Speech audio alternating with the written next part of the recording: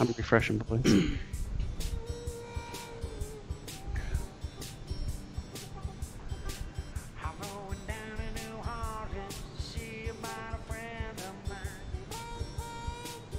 Slam Pigs Podcast, Future Wrestling Podcast, Night 2, Wrestlemania Post Show simulcast. Welcome back. Can you guys hear me real quick? Yes, sir. All right, thank God. Last night, my entire intro was botched due to audio issues, but we were golden. We were golden brown, like a delicious piece of toast. And when you need some butter with that toast, and the butter to my bread, definitely the man behind Future Wrestling. If you're not watching it here, thank you, by the way, on Hibiki TV. You're watching it there right now. Logan Myers, Wrestlemania Post. WrestleMania Live. And yes, we're here on the post-show review right here on Future Wrestling Podcast and the Slam Pigs Podcast. You guys excited? I'm excited. Are you guys excited? Always excited. Excited. But we didn't come alone. Of course, Travis, we never do. Nope. I was going to say, I was excited like 7 goddamn hours ago when WrestleMania was first started. Now I'm just trying to pick it back up, but always have good pals in the house to help you do that. First and foremost, right back here, another member of Slam Pigs and Future Wrestling Cruise Control, Colin Dunn. What's going on, man? Welcome back, Night 2. Mania's come and gone, but you are still here. Gender is loud and proud tonight. Congrats to you and him. Where can everyone catch you? Welcome back. We're a very happy couple.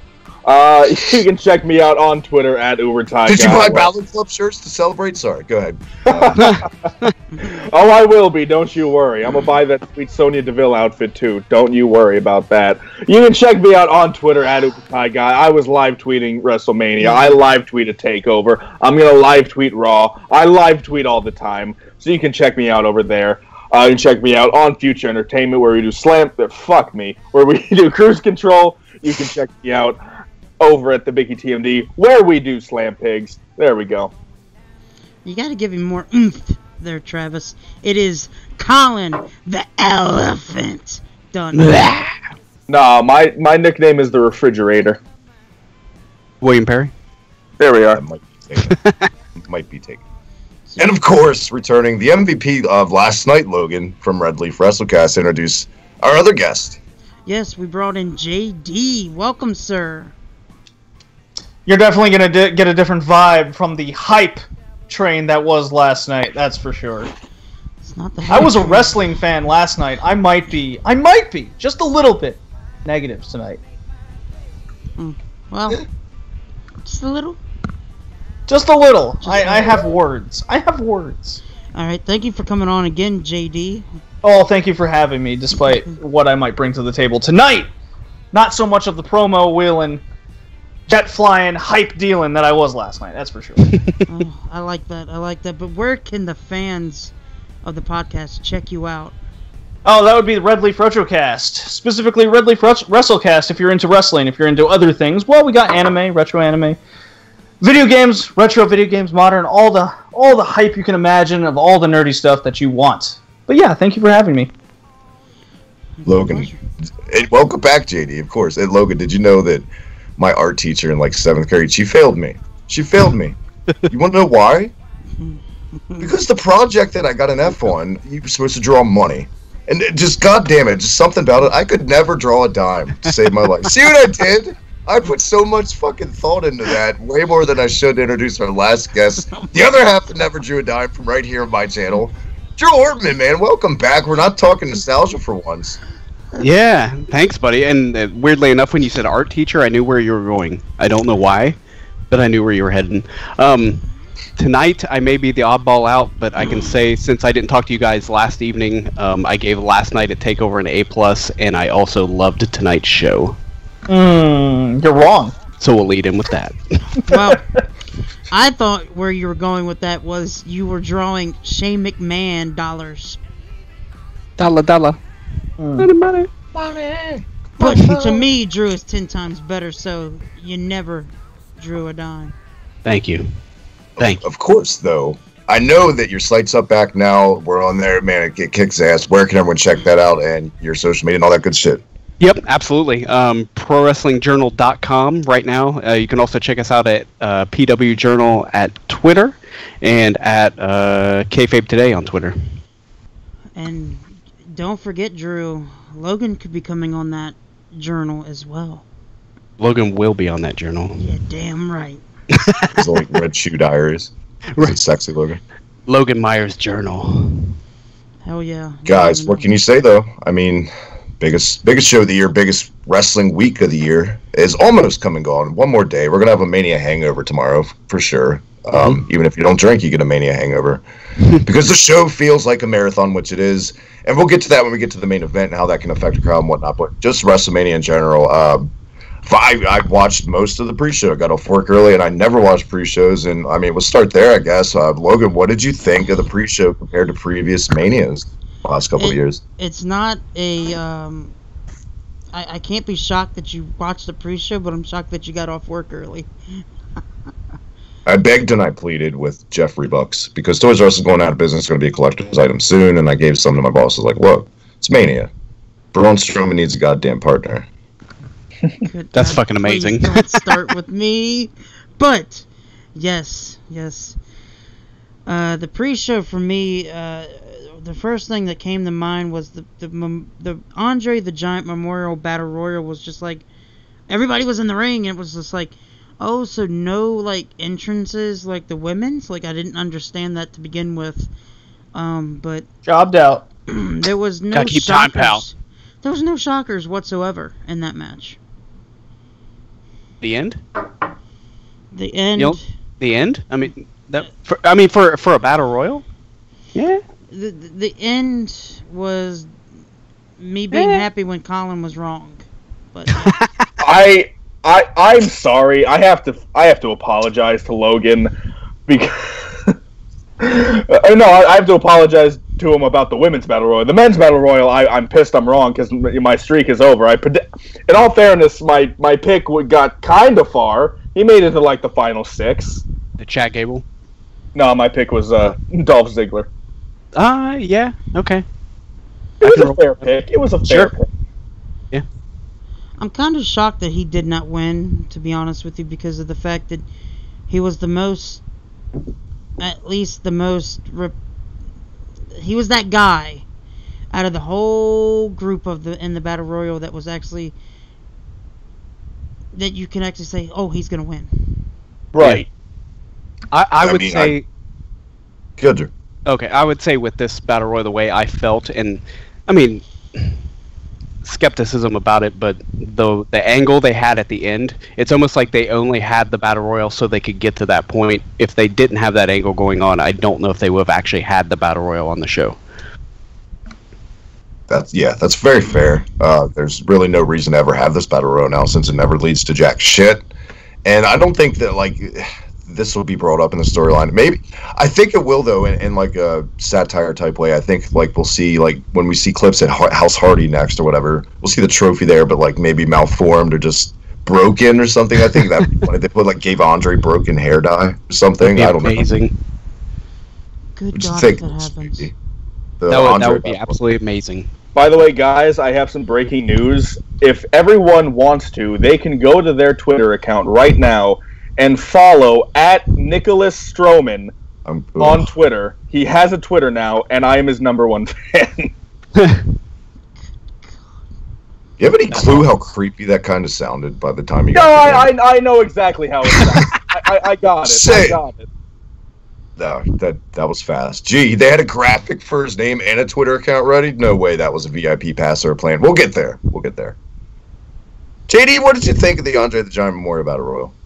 It was exactly what I thought it would be. Matt Hardy would win, deletes everybody. Oh, look, Wyatt came back, but the crowd was immediately killed as soon as Baron Corbin hit the end of days on him. And then Hardy just kind of throws him over the top rope. End over. Okay, move on. Like, they clearly don't want this to really mean much of anything.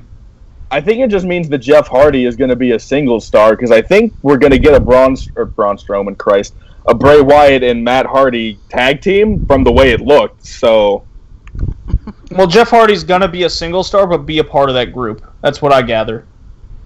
That could be something. I mean, he was in the Ultimate Deletion, Brother Nero, so it makes sense. And now I just don't understand why it wasn't booked where, if you're going to have Wyatt interfere the way, or show up the way he did, why would you have Corbin then hit the end of days on him to bury the crowd the way it did? It made no sense. Yeah, I can follow with that. That ending was kind of that was a little off for sure. Because the crowd went nuts when Wyatt showed up. They're like, "Hey!" Especially when he threw Mojo Rawley into Hardy for the elimination. Everyone's going nuts. I was like, "Hey, that's fun." And then end of days, thrown over the top rope. Did anyone notice the moment too where after he threw Corbin out, then it was Hardy and Wyatt in the ring, and the bell ringer obviously didn't know that the match was over because there was two people in the ring. Yeah. But that's just picky. Wait for the pose. Now ring it. Oh, now ring it. Yeah.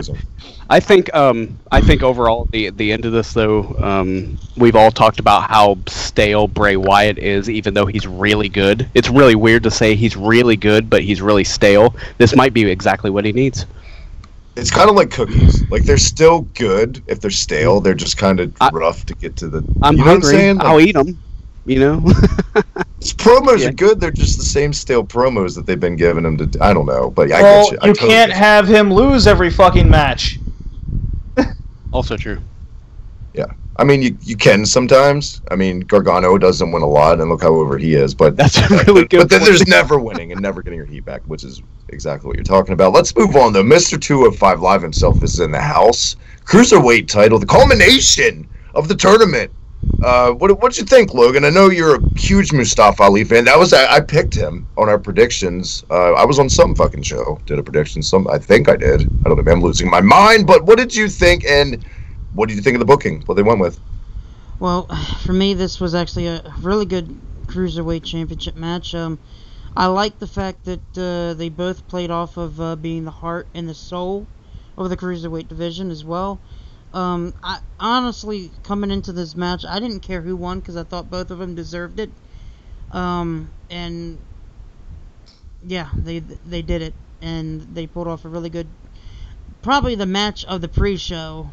So, I mean, you're putting up against two battle royals. That's not that hard to accomplish, regardless of what the match was. Especially with the lamest eliminations you can imagine throughout the night. Exactly. Yeah. One punch thrown out. All right, move on. I feel like, I'll start off with this too, I guess. I feel like this is the most intensity we've seen from Ali, which I liked. And I did like his gear a lot. I don't know why. It looked really cool. But I had no problem with the match. I was fine either way, Logan, with put the belt on either guy. I mean, both, whatever. We'll see where it goes from here. They're both the same guy. It's essentially they're both the same guy. Yeah, I agree with that. Yeah. That's hard to argue. The only thing that really frustrates me with this match tonight was during the tournament, Mustafa Ali was like literally doing comebacks throughout the match. Like literally, he was getting his ass whooped, and then randomly he would just come in and win, just randomly, and that made him feel important as a fan because you were like, man, this dude's an underdog, and there wasn't any of that really tonight, and that's kind of what. Maybe that's what it built to, the fact that he did that all through the tournament, and they got to this point where Cedric's like the superior wrestler, and that point at the end in the storytelling where he's just looking back at him like, just stay down, you know. Maybe that was come full circle. I know they had a 4-way to determine what Buddy Murphy is the number one contender, but this would come like you go back to this, you know, the bromance and Mustafa Ali's jealous, turn him heel. I mean, since you're on a roll of turning guys heel, you might as well. I feel like it would suit him too. Maybe tonight the intensity was told that he was to do that as a tester. Let's test you out and see if you got heel mannerisms enough, and we'll go with it. Who knows what I do think Mustafa Ali does turn heel in the future, and I think it will come full circle for him and actually become the Cruiserweight champion either at next Mania or walk into WrestleMania as the champion. You know, someone never a name with Mustafa Ali being a heel? No way in WWE. Yeah. You know who never has to worry about turning heel because he's an eternal heel in your eyes is Colin. And what do you thought about this match? I thought it was a really good match. Given some of the other matches on the main card, I feel like this probably could have been put on the... It's weird. All the matches on the main show were good and like they served purpose, but this one could have easily been put on the main show and it would have been fine. As far as the match goes, I thought it was good. It was only about 12 minutes, which I feel like they could have had more time. But for what they did and the story they told in that 12 minutes, I thought it was a great match. And I'm really happy for Cedric Alexander. he was one of the few picks I actually got right tonight. I have everyone's picks written down and their how many they got right. Oh, so How you're many not did that I drunk. get right? I lost. I think Colin, I you got 4 out of 13. Fuck yes. What about me? You were the least successful out of the 7 people I took out of. You are the Fuck father. yes. What about me? What Logan, What you about were Raven? 5 out of 13. You were Ah, the second least. Do I want to know how I did? You were 6 out of 13. who was the What best? We're closer. I'm pretty sure I got all 13. I'm just saying. You Pretty got sure all of them. I Never mean, that's drew that. impressive. Yep. Somebody cue up Kurt Henning's music, please. Travis, at the end of the night between Takeover and WrestleMania, I only beat you by 1 pick. That's called a rivalry, my friend. Yeah. That's what that is. I had 7 out of 13. We're to gonna your need to 6. get ourselves a championship belt. I'm You taking should back have that hit him in the Powers. balls after it was done. I'm taking back that Mega Powers handshake from last night because now it's on. Now we're in a feud. Did you Who's- just say Mr. Perfect theme song? Drew, what did you think of the or did Colin you ever answer? Or were you too busy telling everybody how dumb you are? In your eyes. I mean, in your eyes, you were saying you were dumb. That's what I'm saying. Oh, thanks, Travis. Love you, buddy. No, I thought the match was great. Drew said, what did you think Yeah. of the little flippity doodah guys? I guess honestly, out of those two, I expected more, but it was Thank you. it was still decent, and I thought the ending was really good. I thought the storytelling at the end was really solid, so that picked I it up. thought for 12 minutes they did what they could. I did expect a better match than what they put on, Mhm. but for what they were given, they did okay. Yep. Don't show anybody up, pal. Kind of like what we'll get to later with AJ and Knock. Yeah. Yeah, I mean, JD, last but not least, what did you think of the match? And obviously, I don't think it lived up to a lot of people's expectations, and I highly doubt it did yours. From what No, on not at paper, all. As soon as they put it on the pre-show, they wouldn't give it the time of day. First of all, so all I could expect at best was a 3-star match out of 5. They gave me a fine performance, but 12 minutes for a cruiserweight match? No, like it was fine. That was it. But in the long run, it just felt like another 205 Live match, which 205 Live has been solid the last like month or so. That's okay, but for WrestleMania, please. I completely agree with that. Please don't Yeah. jinx it. Please don't jinx it. Please don't jinx it. And to put the belt on a character like Cedric, like I can only expect now that it's just a transitional move. Well, the main thing that you have to worry about with him is the promos. And I've been Oh, saying you this mean since the he beginning. can't do it? Yeah, been saying this since the beginning. And just want to let you know, I started playing the Mr. Perfect theme song every time Drew was speaking. That's awesome. Nice. I agree. I agree in a big way, but I feel like Drew said also, I agree with both of you. What they were given, I guess they did the best with what they could. But they could have. I get it, and I feel like that was nobody expected like Charlotte and Asuka to be as good as it was. Like, yeah, it was going to be good, but that was a case of talent just letting it all loose and knowing the opportunity Well, they're given. Well, we'll get to it. We'll get to it. We'll get there. We will get there. Women's Battle Royal, Logan. Fuck this. Okay. No. This is where I need to apologize to Logan because on the prediction show, I made a case that I thought Carmelo. Speaking of cases, Carmelo was going to win this match and then lose the cash in later in the night. Not only did she not even cash in at all, didn't even tease it, she was the first one eliminated in this match. And before the show, Logan tweeted out that he had switched his pick to Carmella, and I was like, I knew you joined my side.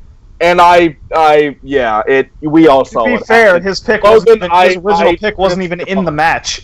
Travis, I need a tranquilizer gun so I can shoot the fucking elephant in the room. I was going to suggest you guys be a tag team now. You can each wear a dunce cap and call yourself the two dumbasses, but then people might think you're the KKK, No. so you might not want to do that. No, I'm Shawn Michaels and he's gonna It'd be better than the marching at us. dynamic dudes, for Christ's sakes, and then hopefully I never have to talk about that again with Drew on a show. got Not my a skateboard. single person alive picked the winner. No, I didn't see Nao. Yeah, whatever her picked name is Sasha Banks. anywhere.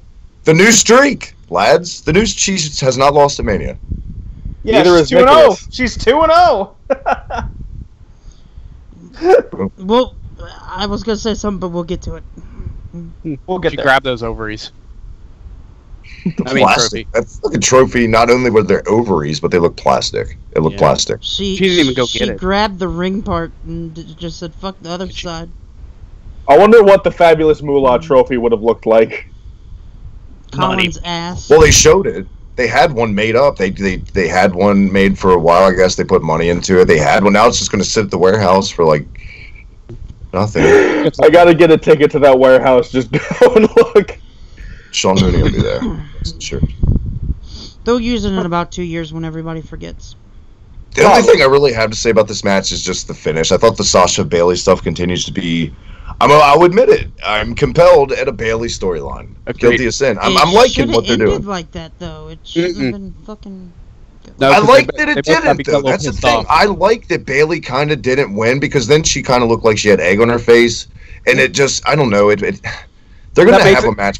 Go ahead. That makes them both a little pissed off getting out of it. You know, Sasha's already pissed off because she got thrown out, and then Bailey's pissed off because she got thrown out, but she also looks like a dumbass from doing the thing to Sasha, so I think it's great. And it makes Swerve Sasha even more mad, though. It makes Sasha more mad that, oh, Bailey eliminated me. Well, she's my friend, okay, but then she didn't even win the match. That's what's going to piss her off the most. Exactly. And I also feel like point B, Exhibit B, what have you, a swerve in a good way, and I feel like this was a good swerve, having Naomi win. It's not like she's dog shit in the ring. She's good. That's fine. She's a former champ, and it's fine. To be this fair, was everyone's fine. a I didn't former hate champ. it. People like her, and they like her music. I want to get rear-ended by her. Just saying. The only thing that's obvious, though, wow. Just Wow. Stinky. No, you're right. I didn't truly hate this match in any way. There was just things off about it. Like, it looked like they were trying to highlight the NXT stars, but then when there was highlight moments, they would cut to commercial. The eliminations just felt weak and rushed. Like the whole thing, just like the whole night, it felt like they were just looking at the clock and just saying, "All right, let's move on, guys," because it was just punch, throw out, punch, throw out. They're highlighting Kairi Sane, they're highlighting Peyton Royce. Just everybody would get 2 moves in and then immediately get thrown out. Well, I they did let all like the inclusion of all the NXT people, though. Like, that was really cool to see. I think they had Tainara Conti. They had Kavita Devi, who was the first Indian woman to ever be employed for WWE. Belair whipping people. Yeah, Bianca Belair with that lethal ponytail she has. Peyton Royce, which I love Peyton Royce. I was kind of surprised that Billie Kay wasn't there, but I'm pretty sure she's still recovering from the surgery. And that crowd was not happy when Peyton got spilled out. No, they booed when Peyton Royce got eliminated, and I loved that. No, there was a lot of heat in this match because again, it was just the same. It was a WWE formula: 2 moves thrown out. Like Bianca Belair hit, probably in my opinion, one of the highlights of the night was the 450 splash, and then she was immediately thrown out. Got her name. It got her exposure. I mean, she's really, for one, she's kind of a new face in NXT in general. But B, I mean, that's, like you said, that's one of the more memorable moments from this match. And if anything, she'll get there. She's great. Everything I've seen her do every match, I'm a huge fan of hers, and she's money. Oh yeah, absolutely. Bianca Belair has a bright future. Did you notice that the girl that was trained by Great Khali? Kavita Devi. Yeah, in the orange. The moment that they brought that up was the only moment in the match where she was doing these really awkward moves that looked like she was really big. I'm like, oh, that's perfect. I laughed cool. because they were talking about her, and then she's like, she was trained by the Great Khali, and I'm like, that's an accomplishment? Yeah, like, no shit, look at her. that's not something I want to brag about if I was trained by the Great Khali. And I kind of feel like Great Khali's training school was like the stories you hear of Shawn Michaels' old bullshit training school back then. It wasn't really Shawn Michaels training them, it was other guys, but he would stop in occasionally. I kind of feel that was the case. I own this place, buddy. Yeah. I think there's one last thing you have to bring up in this match is what the hell is going on with Becky Lynch these days? It comes up to what you say about Vince hates her accent, like how Vince hates the 10. And I don't like to give into the internet rumors that Vince hates everything all the time, but they do nothing with her, and she's more irrelevant week by week. I feel like I don't know what it is. I feel like there's a heel turn needed there. She's great in the ring. Mm-hmm. I like after they were doing They were doing the NXT chant, and then Becky Lynch came behind Kavita Devi and looked at her outfit like, "Hey, no, I'm the only one who can wear orange." And then Taz showed up, and he put on a women's wig, and shit was on, because he was the originator of that shit. Yeah, he actually tweeted that. He was like, actually, he's right here. Oh, and I'm going on strike because I didn't technically lose picking the Battle Royals, because the guys that I picked was not in it. Then you just feel like you lost anyways. No, I feel like I didn't win. Logan, I feel like in general we've all spent way too much time on the pre-show as it is. Kind of, it's all going to be meaning. Besides the cruiserweight title win, it's going to mean nothing really. Like besides some Bailey Sasha progression. Who won again? Naomi. Oh wow. I will give it this. It was more significant of a pre-show than one we've seen at WrestleMania in a couple of years. I agree completely. Oh, good. You're clapping at shit instead of looking at it awkwardly. Yeah, exactly. All right, I think we should move on to the main show. Oh boy. Huzzah. Go ahead. Go ahead. Go ahead, Travis. What can he say? WrestleMania kicked off. I see. You know what? I am so glad they don't kick it off with world title matches anymore. I know they haven't in a while now, but I like it a lot when they kick it off with an IC title match. I'm a mark for that belt. It's my favorite belt of all time. And what can you say, man? Great match, great opener, perfect way to get the crowd off. Blue lenses, blue contact lenses. Jack Frost, is that his gimmick? I mean, it was cool at first, but the memes were loud. His eyes were loud. Speaking of loud and proud, the battle. I know it's a dumb thing to talk about, but you got to. It's the elephant in the room. This whole. I thought it was a great idea. I thought it was a Go ahead, guys. Elephant in the room. Do it. Okay, for the record, Logan, I'm wearing an elephant necklace. I don't completely despise the animal, anyways. I'll talk about what Travis is going for. So, Balor is obviously very, open, and he's very cool with everything and everybody. And so he decided to wear, a bit of rainbow with his gear because he was trying to support, the LGBT community. And so same with Sonya Deville. She is openly lesbian, and she was wearing rainbow gear in the Battle Royal. I think it's really cool that what they were doing. I mean, they weren't. It wasn't anything like major. They were just kind of subtly giving him a shout out, so to speak. 100% agree with that. I thought it was fantastic. Mm-hmm. Except I don't think they came up with the idea. I think it was probably corporate. I don't think Balor I think Balor probably had a part in it too. It's any wrestler they could put this on any wrestler, but a lot of them, like an AJ Styles would never do that. Well, and he's coming out there with those tights too, going, "I got a really hot girlfriend. Fuck y'all." It's exactly. Cool. Exactly. This has been Stephanie's back pocket with Finn Balor for a while now. You know what? The sad part about it is, on paper, I agree. On paper, it should be exactly that, Colin. But when I see this translate on my screen, I just immediately think that name. Stephanie McMahon's virtue signaling bullshit PR spin. She's going to look how great we are and open mind. It's her. She's the center of evil for this company for me. And I hate that one woman, one person, can make me just. Is that going to come up later, on paper, that would be a great gimmick, but I know what they're going to do. I know how they're going to do it. If they continue, they're going to.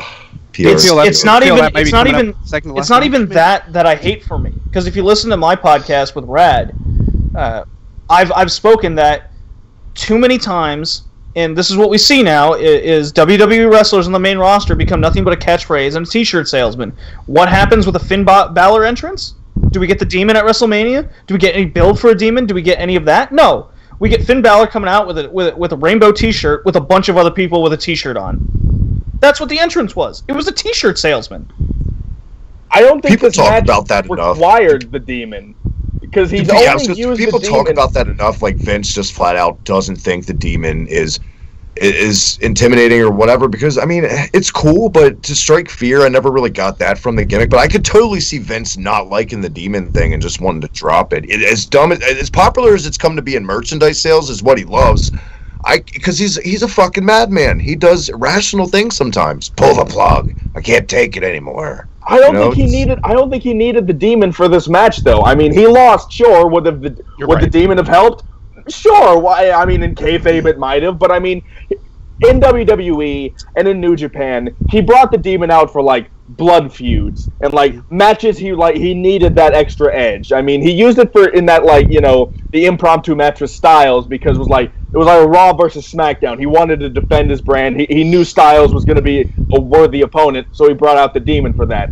In NXT, he would bring out the big championship matches who would actually get a lot of build. He would paint his face like Venom and show up for a 6-man tag like every time, like in a Progress or something like that. So don't give me the blood feud thing. He would do DC characters all the time for no fucking reason. Well, I think it shows that with WWE's booking right now and just the way their mindset is and Vince and everything, they're only going to bring out the Demon if he's going to win. Like, not if he's going to lose. They're not going to do it if he's going to lose. I mean, even that's not my problem in the end. It's just he's being put as a t-shirt salesman. All of them are t-shirt salesmen. That's also exactly. Sure, words have never been spoken tonight so far. They're salesmen. You know what I'm frustrated about? The Miz's undefeated streak at WrestleMania is over. Yeah, he's been officially pinned now.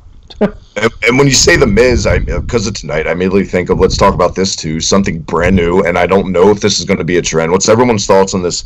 You need 3D glasses to watch WrestleMania now. Check it out. I loved it. I thought every single one of them was perfect.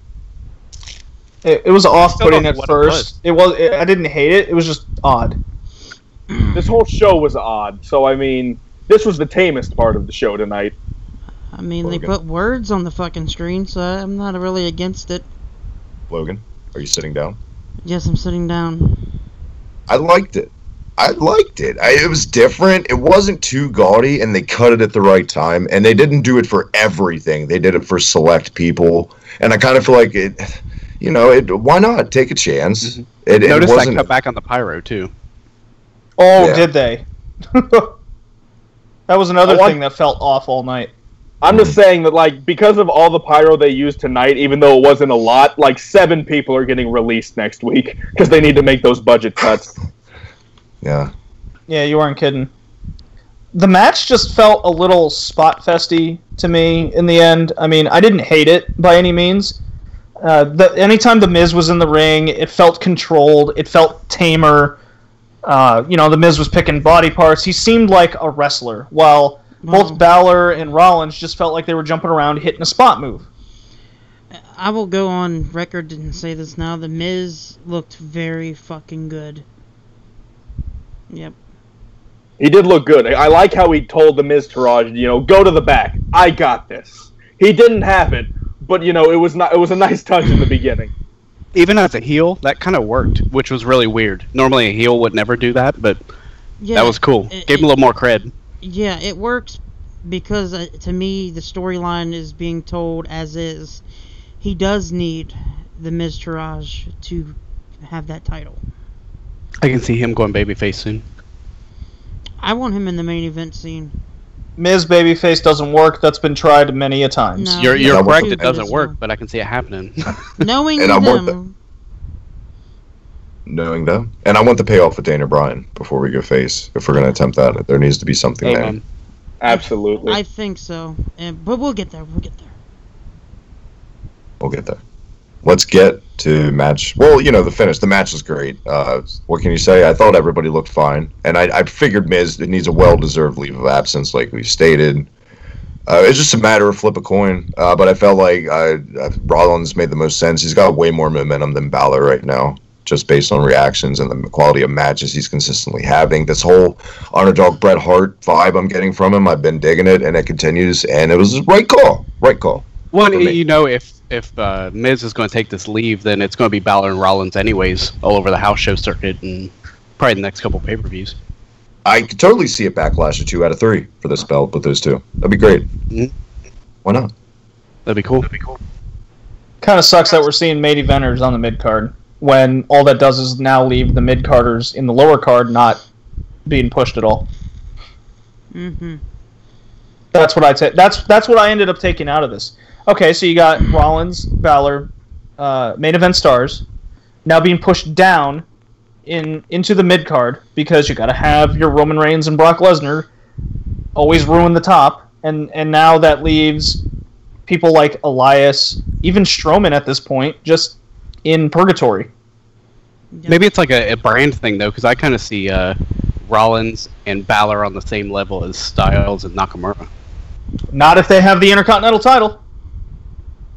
Yeah. Is it really a bad thing, though? I'd say it there's nothing but a bad thing.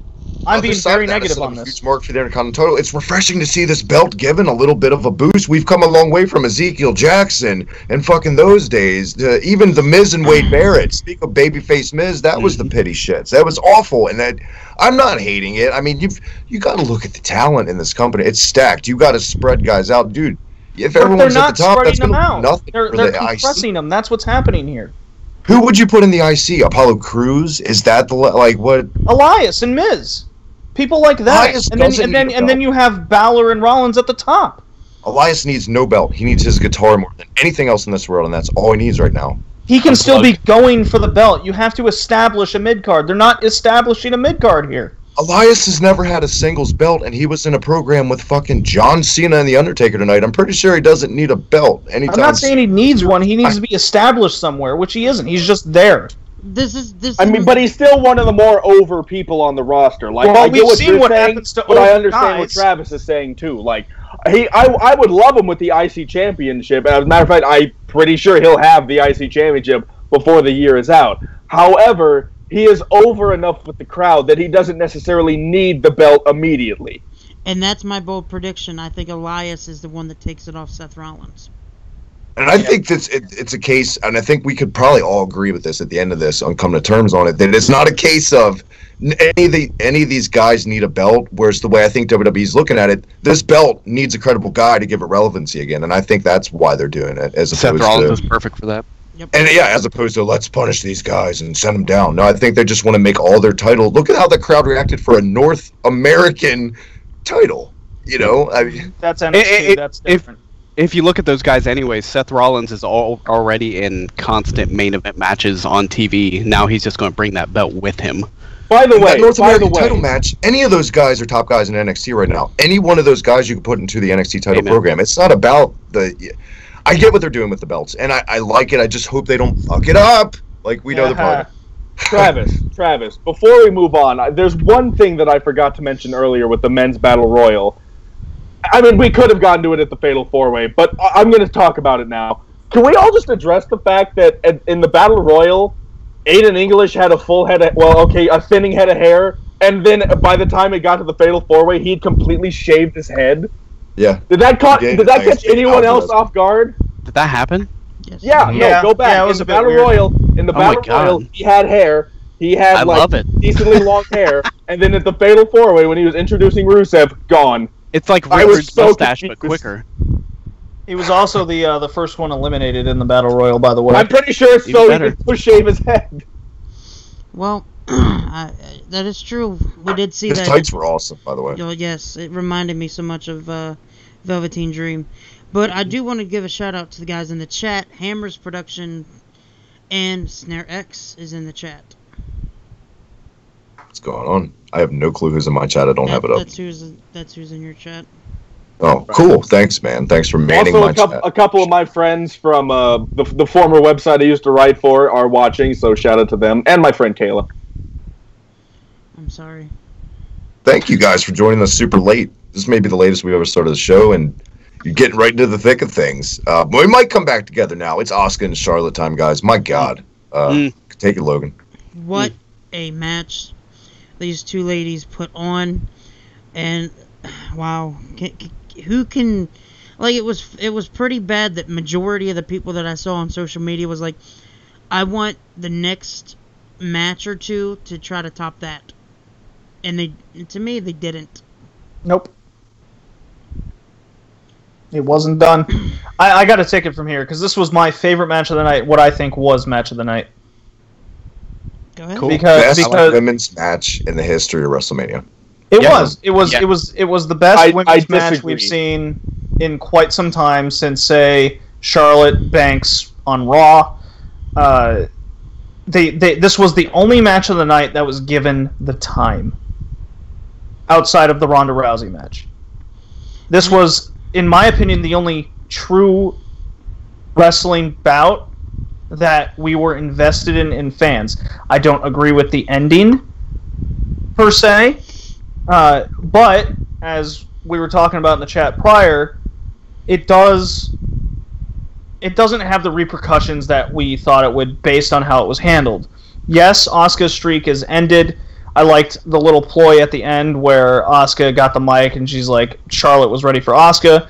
That immediately kind of put something in my mind, like Asuka went in thinking she could lose because she wanted the challenge. It brought more things to the table for me. It was a well-placed match. The pace was nice. It wasn't a spot fest. I mean, give it up to Charlotte and Asuka with the Spanish fly from the top rope, even with a little slip. Who knows if that was on purpose or not? It was one of the moments of the night where, see, that's a WrestleMania moment to me. Was something like, it wasn't the streak ending, it was the Spanish fly from the top. It was good spots. Things were done well. Asuka ended up tapping to a very quick figure 8 by Charlotte. There was nice reversals. It was match of the night. It's going on my current top 10 WWE matches of the year, and it's the only one from WrestleMania that's making that list right now. Do you want to do a shout out to somebody that's in my chat? I can't say his name, but he says Nicholas 1-0 while Asuka is 0-1. Very true. Very true. Colin, I'll go. Heard you say you disagree about it being the best women's match. I didn't know you're such a fan of Velvet McIntyre and Fabulous Moolah, but go ahead. Oh yeah, huge fan. No, I personally still think the triple threat match from WrestleMania 30 between Charlotte, Becky Lynch, and Sasha Banks, I thought that was a better match. This match was, to be honest, I kind of have a mixed feeling about it. It felt weird to me. I don't know why. I can't explain how. It was like, oh, okay. It could have been the surprise ending. I didn't see the ending coming when it did. I assumed she was going to, get out of it or something like that, so it could have been that. It was a lot shorter than I thought it was going to be, too. It was only about 13 minutes. But yeah, I really good match. Arguably probably the second best women's match in WrestleMania history. I would put that one behind the triple threat of WrestleMania 30. Good match. It's debatable, sure. I also don't necessarily agree with the ending. I like it, but I mean, I like it for the shock value. My jaw did drop. I was just like, oh, shit. Okay. But, yeah. Well, that's what we were worried about, all of us on the podcast here. Like, if Asuka's streak ends, is that the correct decision? Yes. Is it WWE just pulling the cheap Mania moment? With how it was handled at the end and the wrestlers' reactions themselves, I didn't get, it felt like a good booking decision on how it post-match and how it felt. Barring Cena, running down the ramp post-match. I would put the ending like this. I see it as the way WWE is seeing it is Asuka is the AJ Styles and Charlotte is the Roman Reigns. Roman's always going to go over. Always going to be the star. Pride, possession, flair, money. I don't think it's that hard, but Charlotte is money. She does it in the ring. She does the promos. That entrance. It was the best entrance of the night. And I'm not comparing her to Roman Reigns by any means. Don't get me wrong. You just did. You just did. No, in a company standpoint, but she is way better. In a booking, she's fine. Yeah, she's great. I love her. She's awesome. Well, she has more than 4 moves.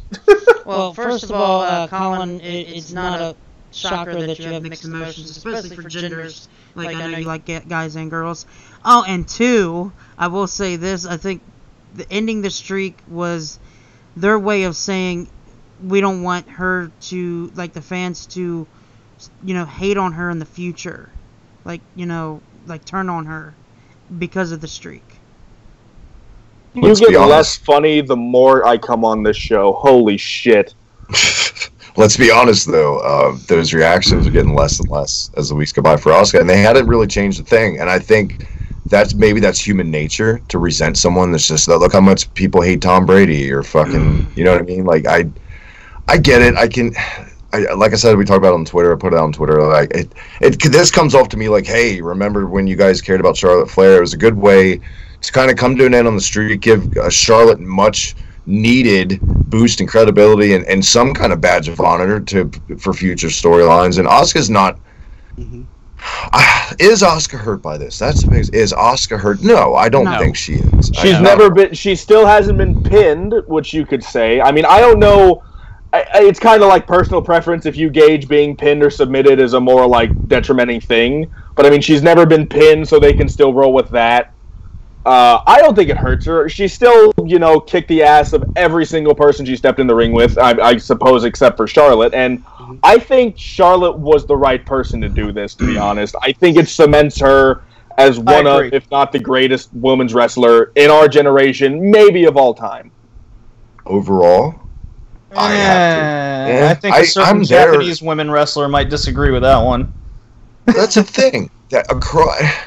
Total package-wise, I gotta agree with you, Colin. I do. And I've said it for years on any show I've been on that Charlotte's been my favorite women's wrestler in that company. In the world, it's debatable, but then again, Toni Storm, who I'm a huge fucking fan of, just like JD is, because I know you're going to say in a second, so hold on.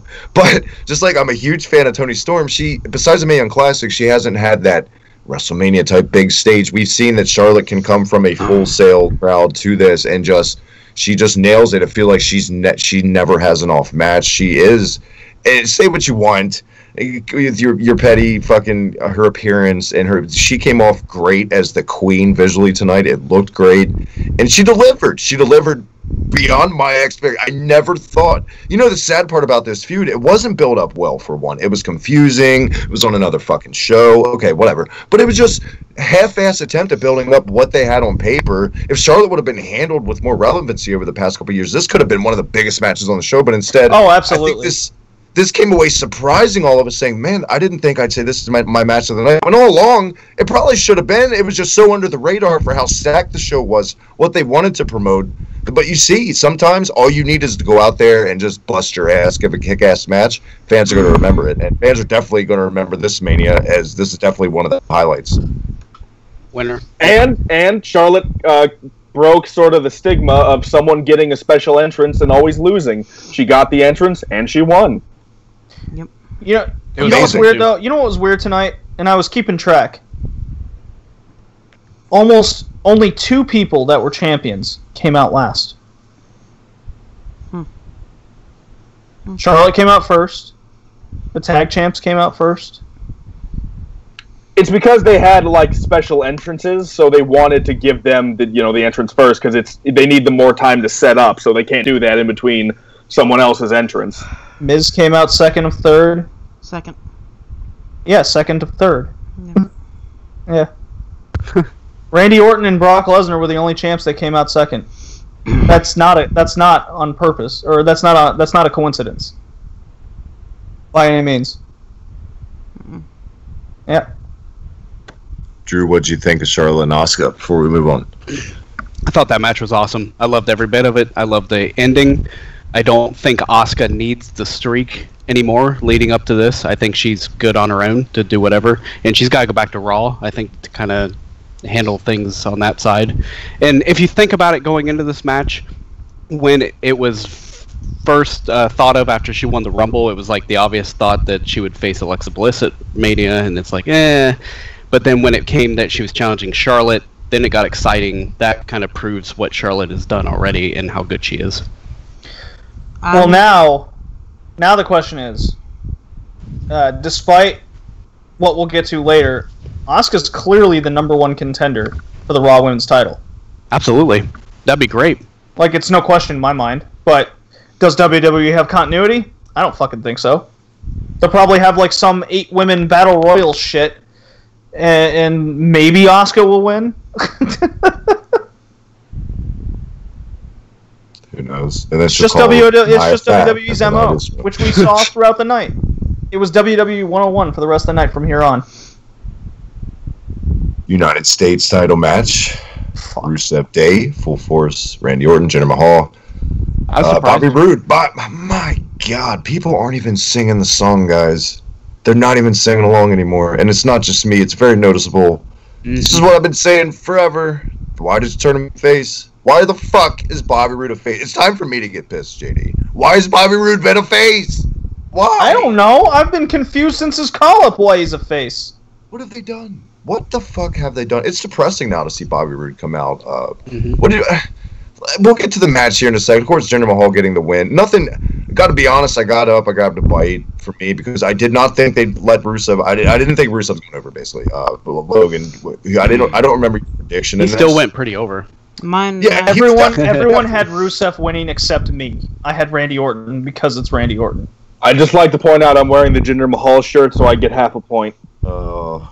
Yeah, it still doesn't count because you also had Rusev Day winning. I know, but I'm wearing the Jinder Mahal shirt, so I get half a point. If anything, I get half a point because I knew WWE wouldn't put a title on a foreigner. God, this point system is. Well, I'm gonna say this. I'm gonna say Logan, this. what do you think? Well, I'm gonna say this. My bold prediction is before we go to the Fatal 4-Way, I'm gonna say Carmella cashes in on Charlotte on SmackDown Live. I agree. Tuesday, and I agree. She's already in a title match. That was the rumor for SmackDown. I bet it'll be like an Asuka Charlotte rematch on SmackDown, and then Can Carmella have a match? They would do that shit. yeah. Can Carmella have a a scheduled title match, lose the match, and then right after the match be like, I'm cashing in real quick when Charlotte isn't expecting, just roll her up right after the match. Yeah. So Absolutely, she awesome. could do that.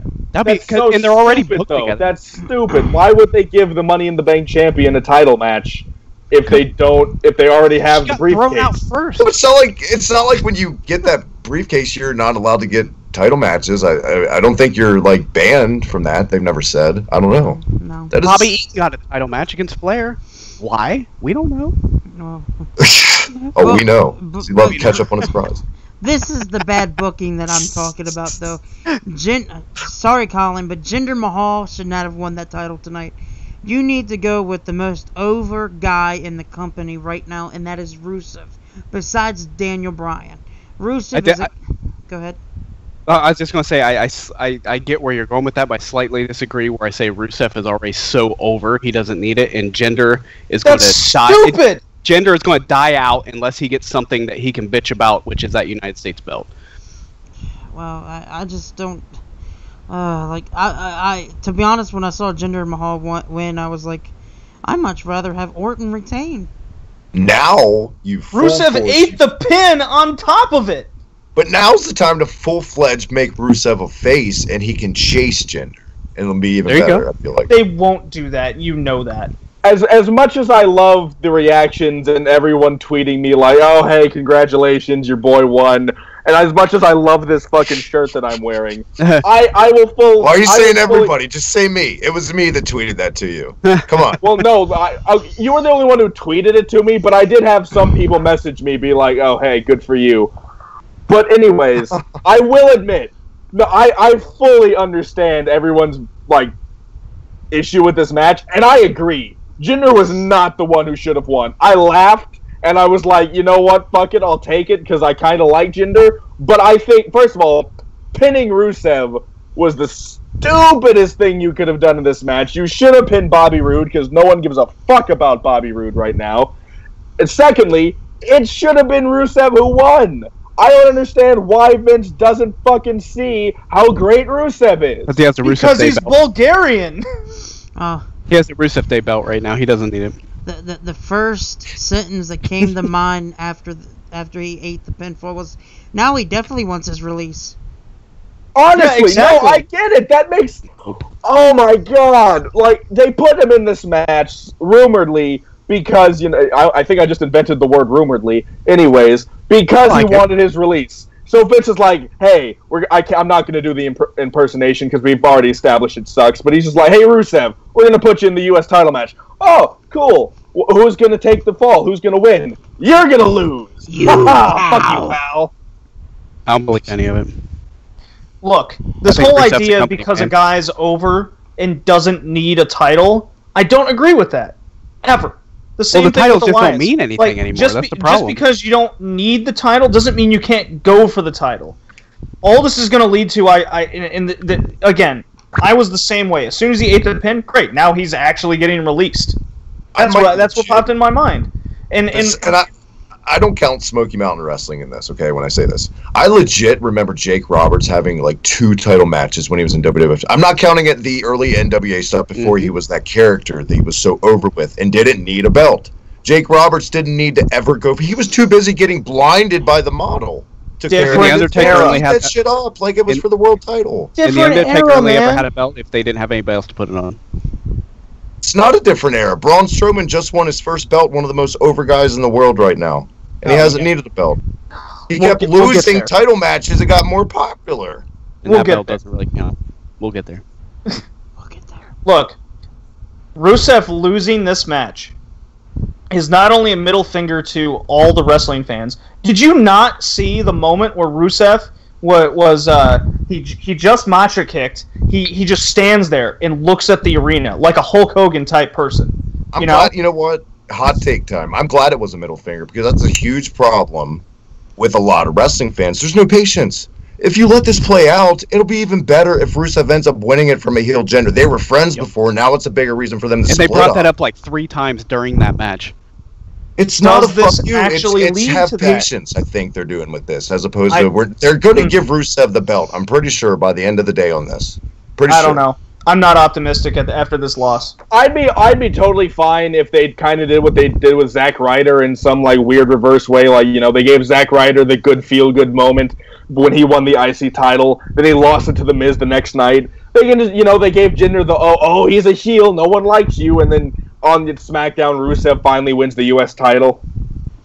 You know, to be honest with you, I don't think he's going to win the U.S. title. I would really be happy if he came to Monday Night Raw and feuded with Seth Rollins for the IC title. I agree with Logan. See, that would I'd be be what fine you with would that, call too. a good decision at this point. I like the way Logan thinks. Look at that. He swoops in. He fixes everything with a great booking decision. I love it. But it's WWE, and based on what I saw tonight, Rusev eats a pin. He's over with the fans. He's not feuding with Rusev. Or, God, Rusev not feuding with Rusev. God damn it. I'm 7 Now years. I'll take that one. Let's do that. That's yeah. a 7-star match if I've ever seen Monster one. heel 2014 Rusev versus fucking He League of wrestles Nations. himself It's with like- a mirror. It's like Raw no. and Super NES or clothes will just change colors. They're It'll get- be great. what I see is do they put Randy Orton back at the top now because he lost? He's obviously going to have a rematch on SmackDown on Tuesday because that's WWE's reasoning. Jinder wins again over Orton. Good God. And then what? Rude because Rude has a victory over Jinder? I feel like That in my they world, feud Rude gets the title match on SmackDown, then loses, then attacks a babyface afterwards because he's tired of losing, then he's finally healed. But that's my rose-colored glasses I like to wear. I don't think they'll do. I mean, they should do that. This is a disaster. I'll be patient. I just don't see Rusev and Rusev Day going anywhere because he's a foreigner in WWE. Oh, come know on what now. program- Jinder Mahal if they just keep him won, on even Smack- though... He is from Canada, so it doesn't count. Well, By the end of this, if they keep him on SmackDown, they don't do the Rollins program like you said, Logan. If they kept him on SmackDown as a babyface against a heel Bobby Roode for the title, like maybe something, then you got something there. I'd be intrigued, but that is a big if. But we'll see. We'll see how it plays Everything's a big if with Rusev at this point. I'm gonna preach to Drew at this point. What I want to see is Rusev versus Chad Gable for the WWE title at SummerSlam. Winner. Absolute winner. No wanna one, see a lo- best of- no, best of three. no one loses in that entire situation. No one. Like I'd rather Chad, see okay. Chad Gable, because he's got this kind of heel-ish face persona, and like have him and Benjamin go for the U.S. title, take it off Mahal. Rusev goes against Gable for the U.S. title. What's like all these scenarios can pop in all of our heads. Is WWE going to do any of this? I don't think That's they why do. I like to book it like an entire pay-per-view of Benjables just wrestling each other every match. Benjables. Every match. Go there, WWE. They have the balls to make a No, Benjables seriously, show. it's not Challenge. even I do. even a meme between us anymore. Chad Gable is just fucking amazing. Right on. We all know he's amazing, but he's booked into obscurity like the rest of the SmackDown roster. We'll get there. We'll get there. We'll get there. No, he was back there. Sorry, Chad Gable was back there. Well, But I'm, we'll get elsewhere. I'm actually calling it now. I could see I'm not booked. I could see Rusev I don't know why Dennis Stamp popped in my head. Sorry, Logan. I could see Rusev going to Raw, like I said, and feuding with Seth Rollins, and I could see Finn Balor going over to SmackDown Live. Oh, yeah, I can see that too. I can see Balor Dennis and AJ? Stamp being the GM of SmackDown too. Fuck it. Balor and AJ is a main event program for a while. I'll take it. Yeah, Fantastic. fuck yeah. Then you bring the clubs into it with the Yeah. mayo and The toothpicks. Battle of the Club. Fuck yeah, SummerSlam right there. And, Book and it. I also think going forward, though, I would have to say The Miz goes over to SmackDown and feeds with Daniel Bryan. Logan, you gotta keep all these great booking decisions secret. It'll steal it. We already know WWE listens to all our shows and they steal all of our ideas usually. That And of makes course, sense. we'll get to it, but I will say something else later. What's after this? Because I completely forget, Logan. What's the next? Well, this Ronda time, huh? I think. Oh, man. Wait, what was the last? No, this is the. It was after the Fatal 4-Way. It was Kurt and Ronda versus Triple H and Stephanie. Thank you. Two Who words. the fuck is Holy Mike crap. saying something in the background? Probably drunk-ass JD. I don't hear a response, so it's probably him. 2 words. Blown away. 2 words. Holy shit. I wasn't expecting this to be as good as it was. This match was far better than I thought. It was my favorite. Thought. It was my favorite. It was my favorite match of the night. I loved every second of this. I agree. I thought it was great. I'm so glad. I loved the Roddy Piper outfit that Ronda wore to the ring. I had never wanted to fuck Roddy Piper until tonight. Really? Well, Colin, you know what? I accepted your apology earlier. Well, that makes one of us. Sorry. No, I don't. Well, that's the line of the night. That's all I was here for. I'll see y'all Hey, tomorrow. Liv, Please, it's hard. please. I need it. I'm just glad she didn't wrestle in the skirt because at first I was like, oh, she looks like a cosplayer. And then she took it off. She's like, okay, she's got MMA shit on. Okay, thank God. I liked it though for just an entrance. I can't get past the fucking line that Colin just said. I need a Percocet. I'm trying to move it off of it. I'm trying not to think of I need a Yeah. I had the best line of the night. Fuck you. I need a 6-pack of Corona and a Percocet, and I'll be fine. dangerous mix, my friend. Don't be a Brian Pillman about it. That was I'm sorry. That was That was okay. Back to the match. where are we? My God, it is late. It is time for the biggest build match. One of them on the show. Ronda Rousey, Kurt Angle, Triple H, Stephanie. We all enjoyed it. I'm going to agree. I'm going to assume. Ronda Rousey looked fantastic. Don't mean to cut off anybody who wanted to go first, but I decided to go. Kurt Angle looked really good. I do want to see him wrestle more. I just don't want to see him wrestle full time. I think doing what he's doing right now is just perfect. Yeah, Can we all agree with that? I was glad we can finally agree got to with see the Olympic hero entrance. Finally. Not a Shield entrance, just the legit pyro and all. It was awesome to see. It was awesome. Man, I still can't believe that when I woke up that morning. I woke up late in the afternoon, and I just go on Twitter. First thing I see, Kurt Angle to replace Roman Reigns. I'm like, what the fuck kind of kayfabe news is this? And it was real. And then it turned out to be one of the most clusterfuck best matches I've ever seen. So it was Well, great. breaking news: Impact officially releases Alberto Del Rio. Good. I said this yesterday. Well, it wasn't official yet. Now it's official. Yeah, now who's gonna... You know what? Now it's verified. Blue check mark. Yeah. Well, this is a Anyways. pretty verified match. Check marks for this match. Well, Colin, See what so you woke up to that news, right? So you almost kind of like walked into a Shady C given news that was fake. Sure, if you want to make... Well, it was unverified. Yeah, there we go. Yeah. That's all it is. It was just unverified. I'm just verifying it. Was anybody else, back to the match real quick, was anybody else like surprised there weren't more like femme twats on Twitter complaining that Kurt Angle attacked a woman and everybody just kind of went with it? I It felt was like the old days expecting- again. I was expecting like way more. Like I really didn't see any issue with it because I feel like I'll accredit this to a bunch of people who are doing it now, but I feel like due to the whole like intergender wrestling thing that's becoming more popular, I don't think wrestling fans seem to give a shit at this point. I think they kind of see it, as like, oh, okay. And plus, Ronda Rousey probably could beat the shit out of Triple H if she wanted to.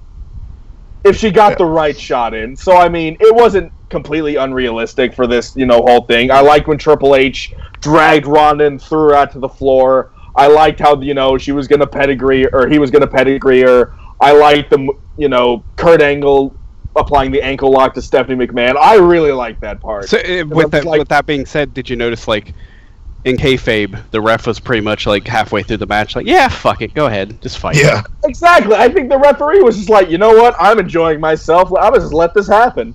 What are you going to do? I love it. This was the only match I noticed during the night that the place, like all the fans, were actually standing. Yeah, none of them sat down. The entire This was match the only one. This Yeah. was the only one on the night. It was awesome. It was fucking awesome.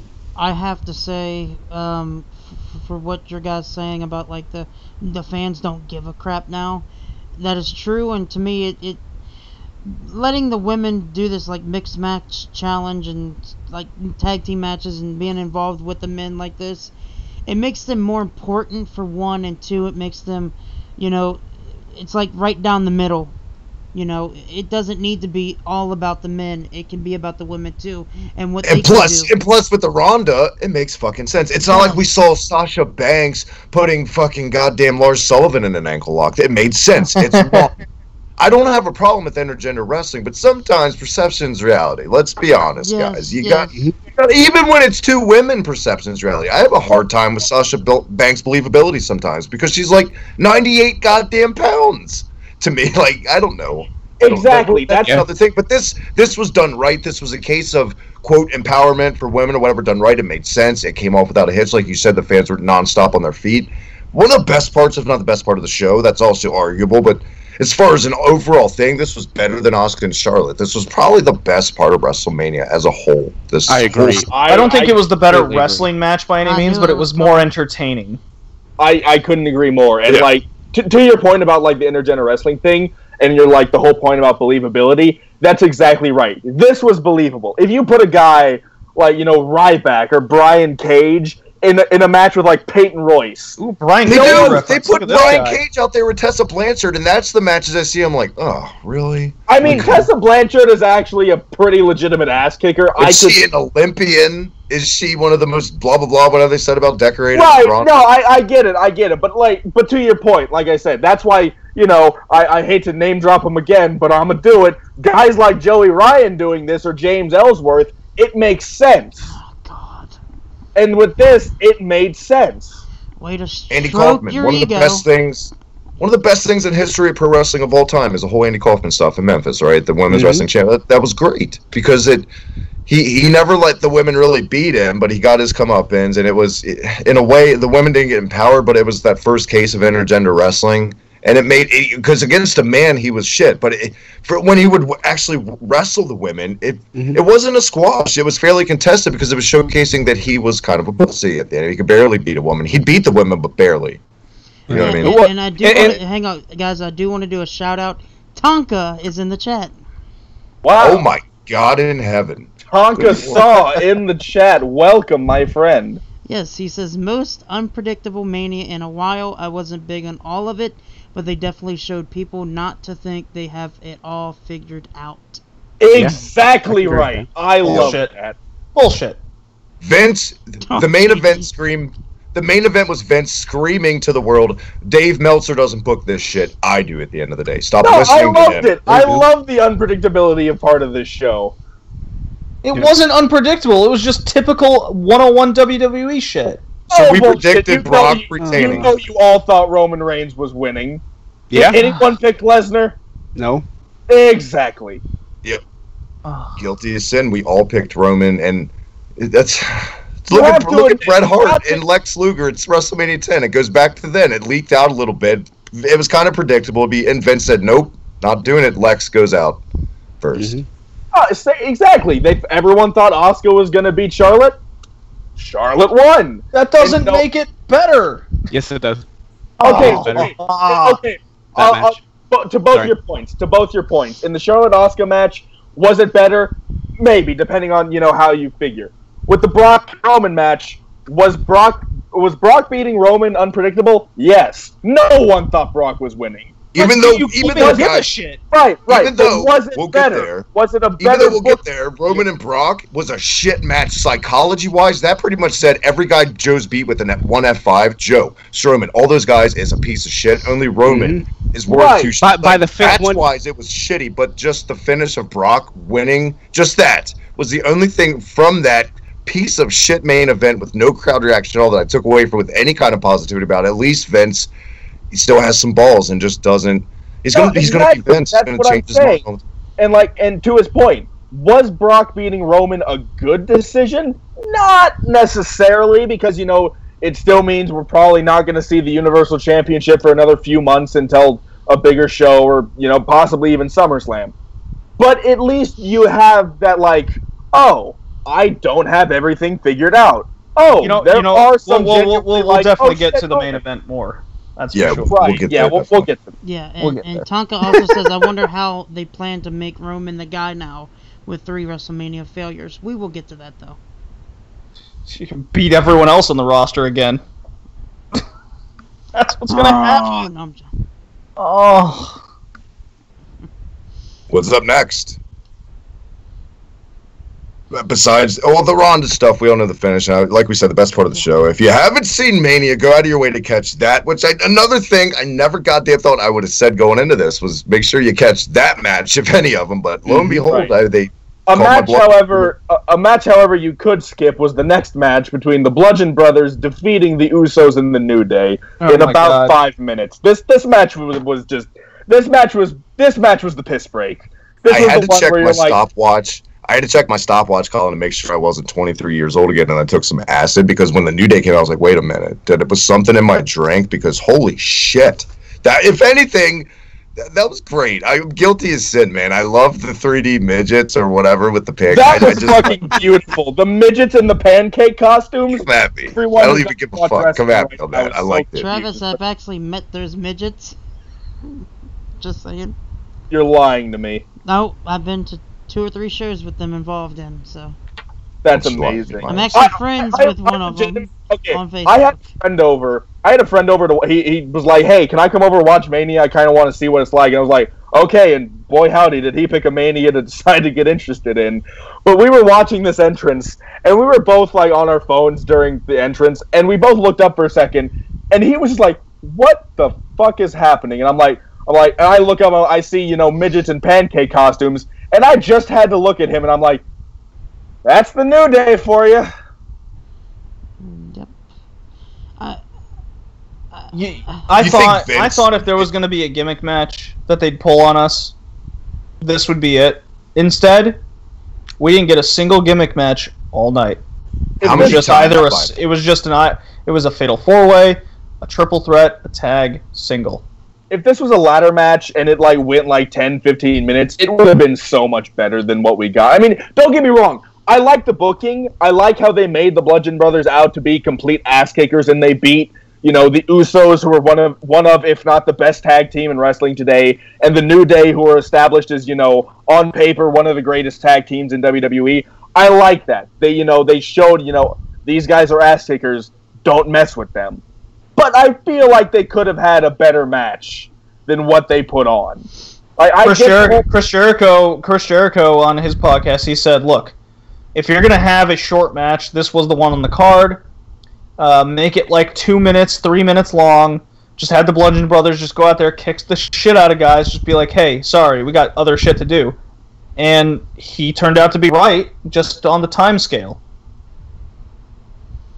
Yep. I'm just wondering how many times Triple H has had to talk Vince backstage out of marketing Aunt Jemima bottles after the New Day. No, you can't do that. You can't do that, Vince. He just wants to do it so bad.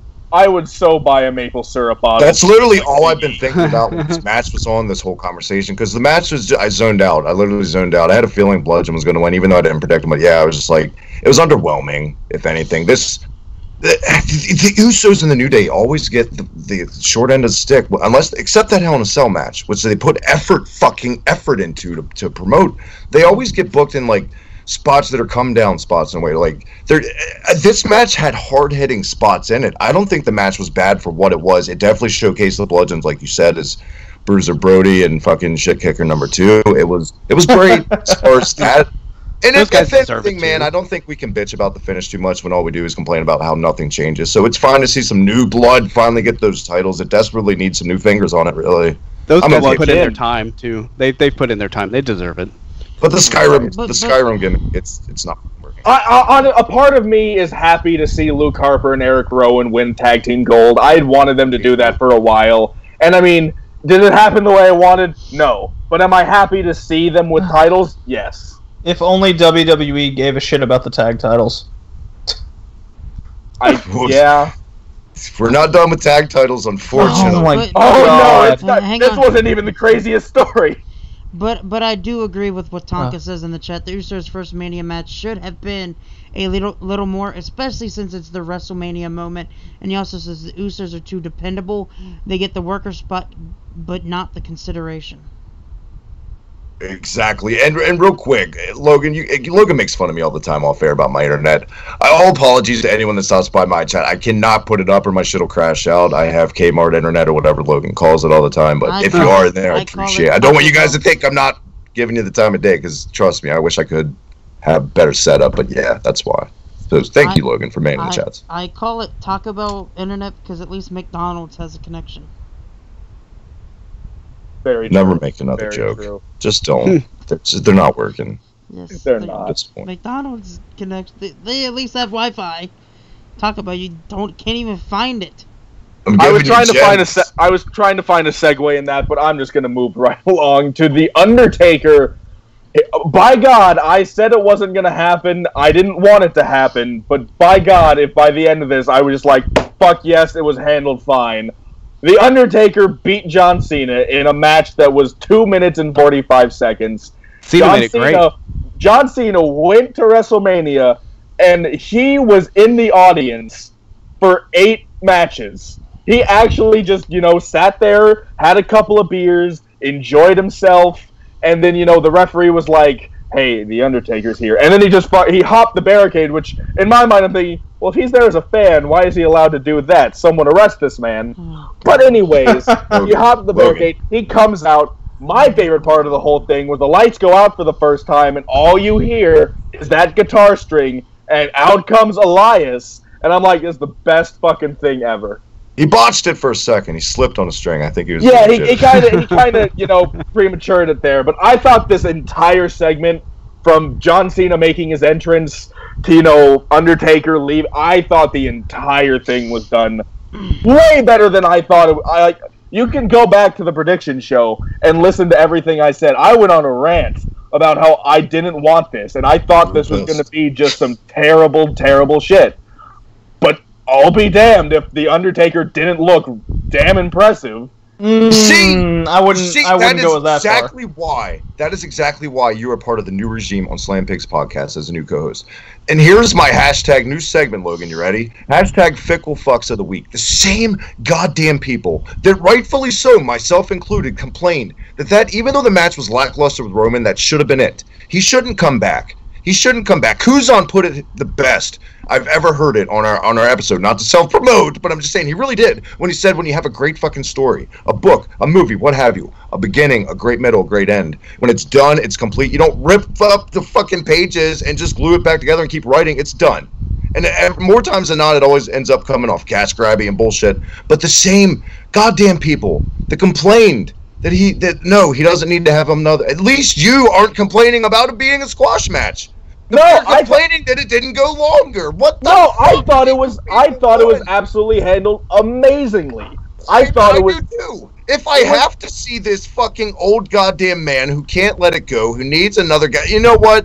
Yes, he's done great, but it's fucking time. This was the best way to possibly book him as a one-off little fucking WrestleCon type. It had a WrestleCon fucking appearance feel to it, or a house show spot or something. Exactly. It was. Do you really think for 1 second this is the last we'll see of this now? God no.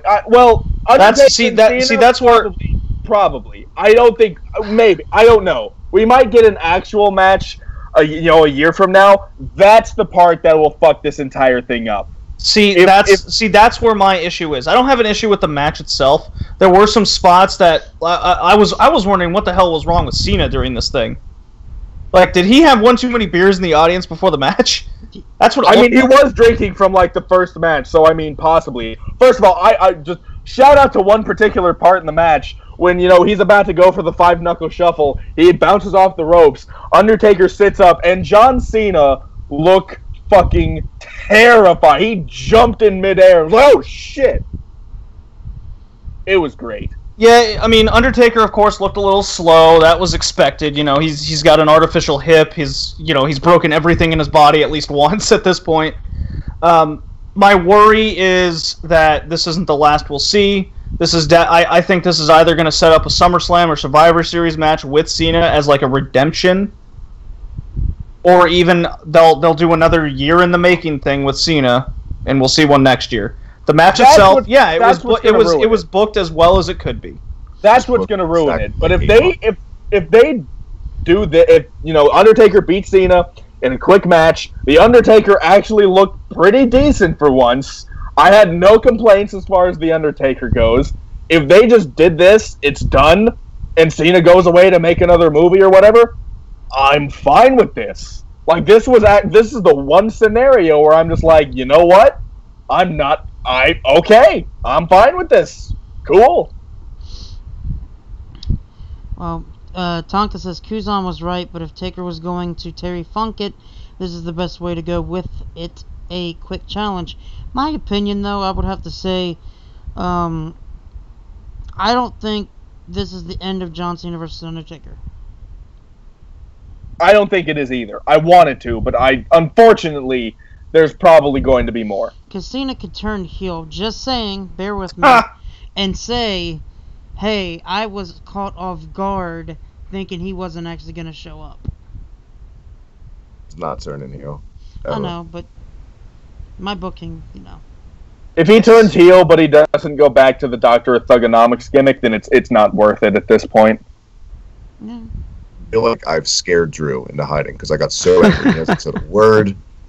God, just... Well, I mean, me and you kind of took over for our excitement of how much better this was than what we thought, but, you know, we should probably let other people, you know, have their go. Logan's mad at me now. No. Logan's mad at me. Oh. No, I'm never mad at anybody. I think for now, this was the perfect way to introduce The Undertaker. He didn't need to do much, and that's all you can really ask of him at this stage. He would have been blown up in 5 more minutes, honestly, let's be real. Well, I think he was almost blown up then. Yeah. Exactly. Just saying. I mean, it was great. I thought it was great. I thought the whole thing was great. I thought the really slow burn of the whole thing up until the exact moment that it happened, I thought that was great because they don't do that anymore. And, you know, if they're going to do anything, yeah, squash him. Just have Undertaker have a nice moment and then, you know, give it a little more build to the Lesnar-Roman thing because they both beat a guy that just squashed John Cena at WrestleMania. well, I just want to talk about Terry Funk to get better. Because Terry Funk. There was a big Terry Funk spot in the ladder match at Ring of Honor last night. There you go. Relevancy. I'll take it. the way the commentators were talking after the match was The Undertaker's back and he's better than ever. So looks like he's if we're getting a of course part-time Undertaker, he said it last year. He said it the year before. He says it every year when he looks older. They have to say. What is he going to say? Well, he looks tired, Logan. He's really tired looking out there. Well, I just think if he was actually going to retire, they wouldn't actually mention it well, that way. I mean, Jim Ross on commentary during the Battle Royal was making fun of Rhino because he got fat. So, I mean, at this point, who cares? I'm not kidding. Go back. He was legitimately like, Rhino joining the super heavyweight since I last saw him. I was like, goddamn, JR. Really to zip up the bag on this. If anyone thought Taker wasn't appearing, I don't know. I mean, and people are like, anyone that thought he was going to be the American Badass is dumb. I'll be honest, I could have seen him doing that. It would have been great because he put so much real life shit into the promos. It would have made more sense as opposed to just like, hey, it's 2007 Taker and so on again. Mm-hmm. Just the same shit. I mean, I mean, shout out to Solid Monsters. He predicted that's how he would have booked it, and I got to agree with that too. You know, that would have been at least different something. But you know what? This was fine. This was exactly what it needed to be. If you're going to do it, this is how you should have done it, and they did it. Do. Thank you, Tonka. Thank you. They should have had Kane in him, and they both be done. Thank you. Oh, that's how you do it. If you're going to do it again, do it with Kane. Well, next year, just do it. Just come on. I love Tonka Saw, but respectfully, I don't want to see Kane and Undertaker have a retirement match against each other. I feel like if they both if there's fire, those two would surprise. Well, fuck it. If there's fire, then book it immediately. It's not. I don't think Tonka's saying it is they should do it. It should have, like, in the past, when they both could go. That's true. I mean, yeah. I mean, there's a lot of they should have done with Taker in the past. In Mania's Punk, Kane's had multiple matches. I mean, the end of an era. Taker in the Battle Royal, then that'll be good. They'll throw each other out, and they'll be done. Sounds good. Let's be real. Dare I say it should have stopped when he beat Brock at SummerSlam and got his heat back at that time for the Mania loss. I mean, the Bray Wyatt match was fucking pointless. The Roman match, Roman's going to be elevated either way. Roman didn't really need that. I mean, and he had great heat from that at first. The Raw after in a couple weeks, but it kind of just they just kept going with it back to the, at least they're not tater tot line, and then but back to the tried and true. Let's try to force him down as a babyface again, and it's shown. He took his catchphrase. Roman got his catchphrase. That's what the Mania match was.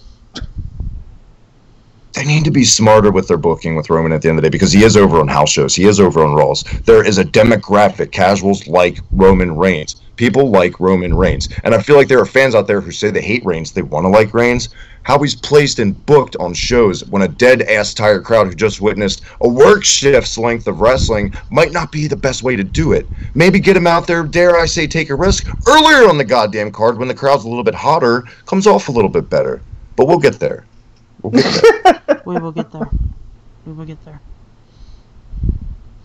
The next match was what? Daniel Bryan, Shane McMahon versus KO, yes. Sami Zayn. Fantastic. Sure. No complaints at all. Loved it. That crowd was fucking on fire for Daniel Bryan. It's so good. I loved it. I got chills again. I was just like, man, these are the moments in wrestling I'm just like, man, I love being a wrestling fan. I agree. It was fine. I wasn't on fire for it. I was like, cool, Daniel Bryan's back.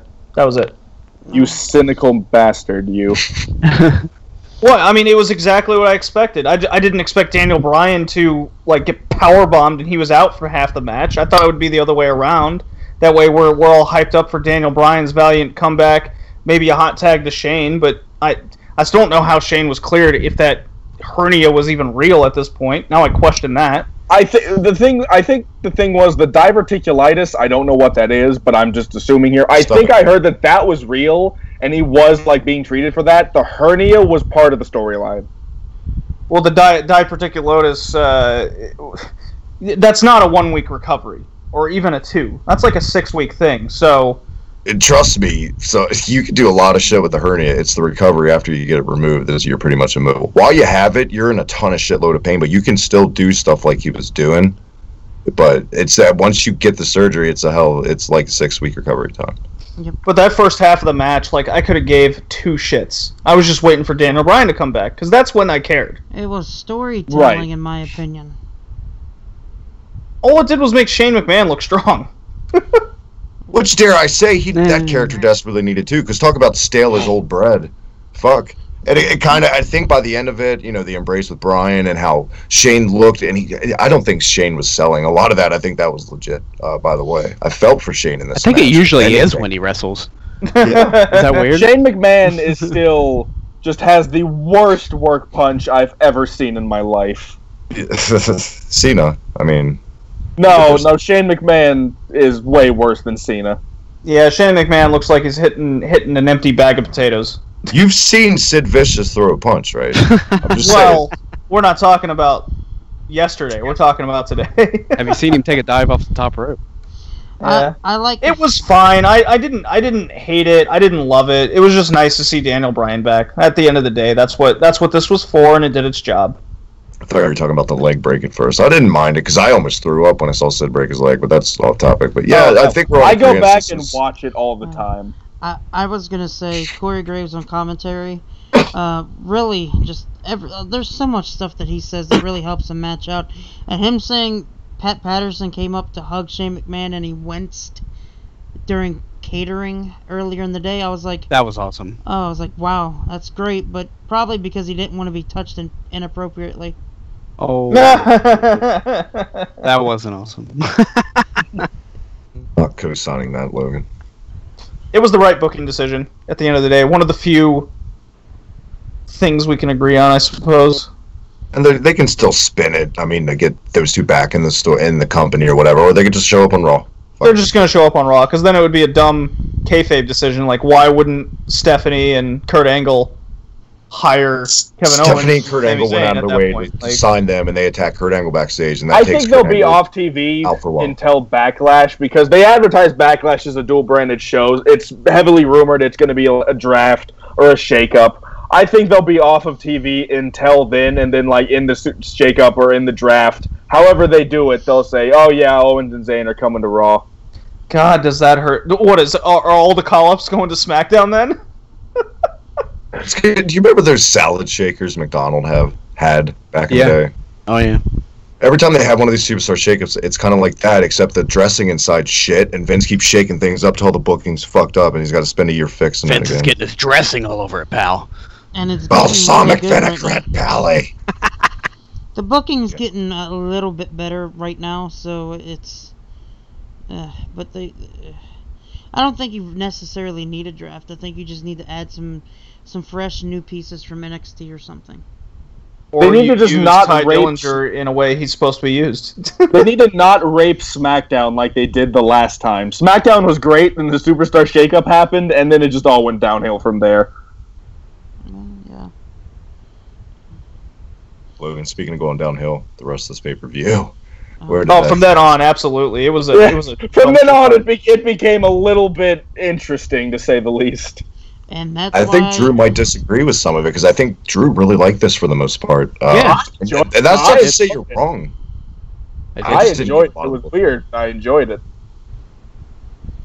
I'm open to a Shinsuke Nakamura heel turn. I think if done right, finally... Hey, we still have a women's match to get to before we get to that match. I know, I was just saying in general because it popped in my head, but let's go there. Let's go to 9 Lex, and I'll save it. I thought this match was fantastic. I liked it for what it was. I thought Nia Jax and Alexa Bliss was going to just be fucking terrible. I thought it was just going to be awful. And it was actually really good for what for what they did. Yeah. Yeah, I agree with that, and I do like the fact that Nia took out Mickie James prior to the... That was so great. I loved it just before the match. He's like, you know what? Real quick, and then just brutally murdered her at ringside. Yep, and I really enjoyed that. And then I think it's time for Alexa Bliss to lose the championship.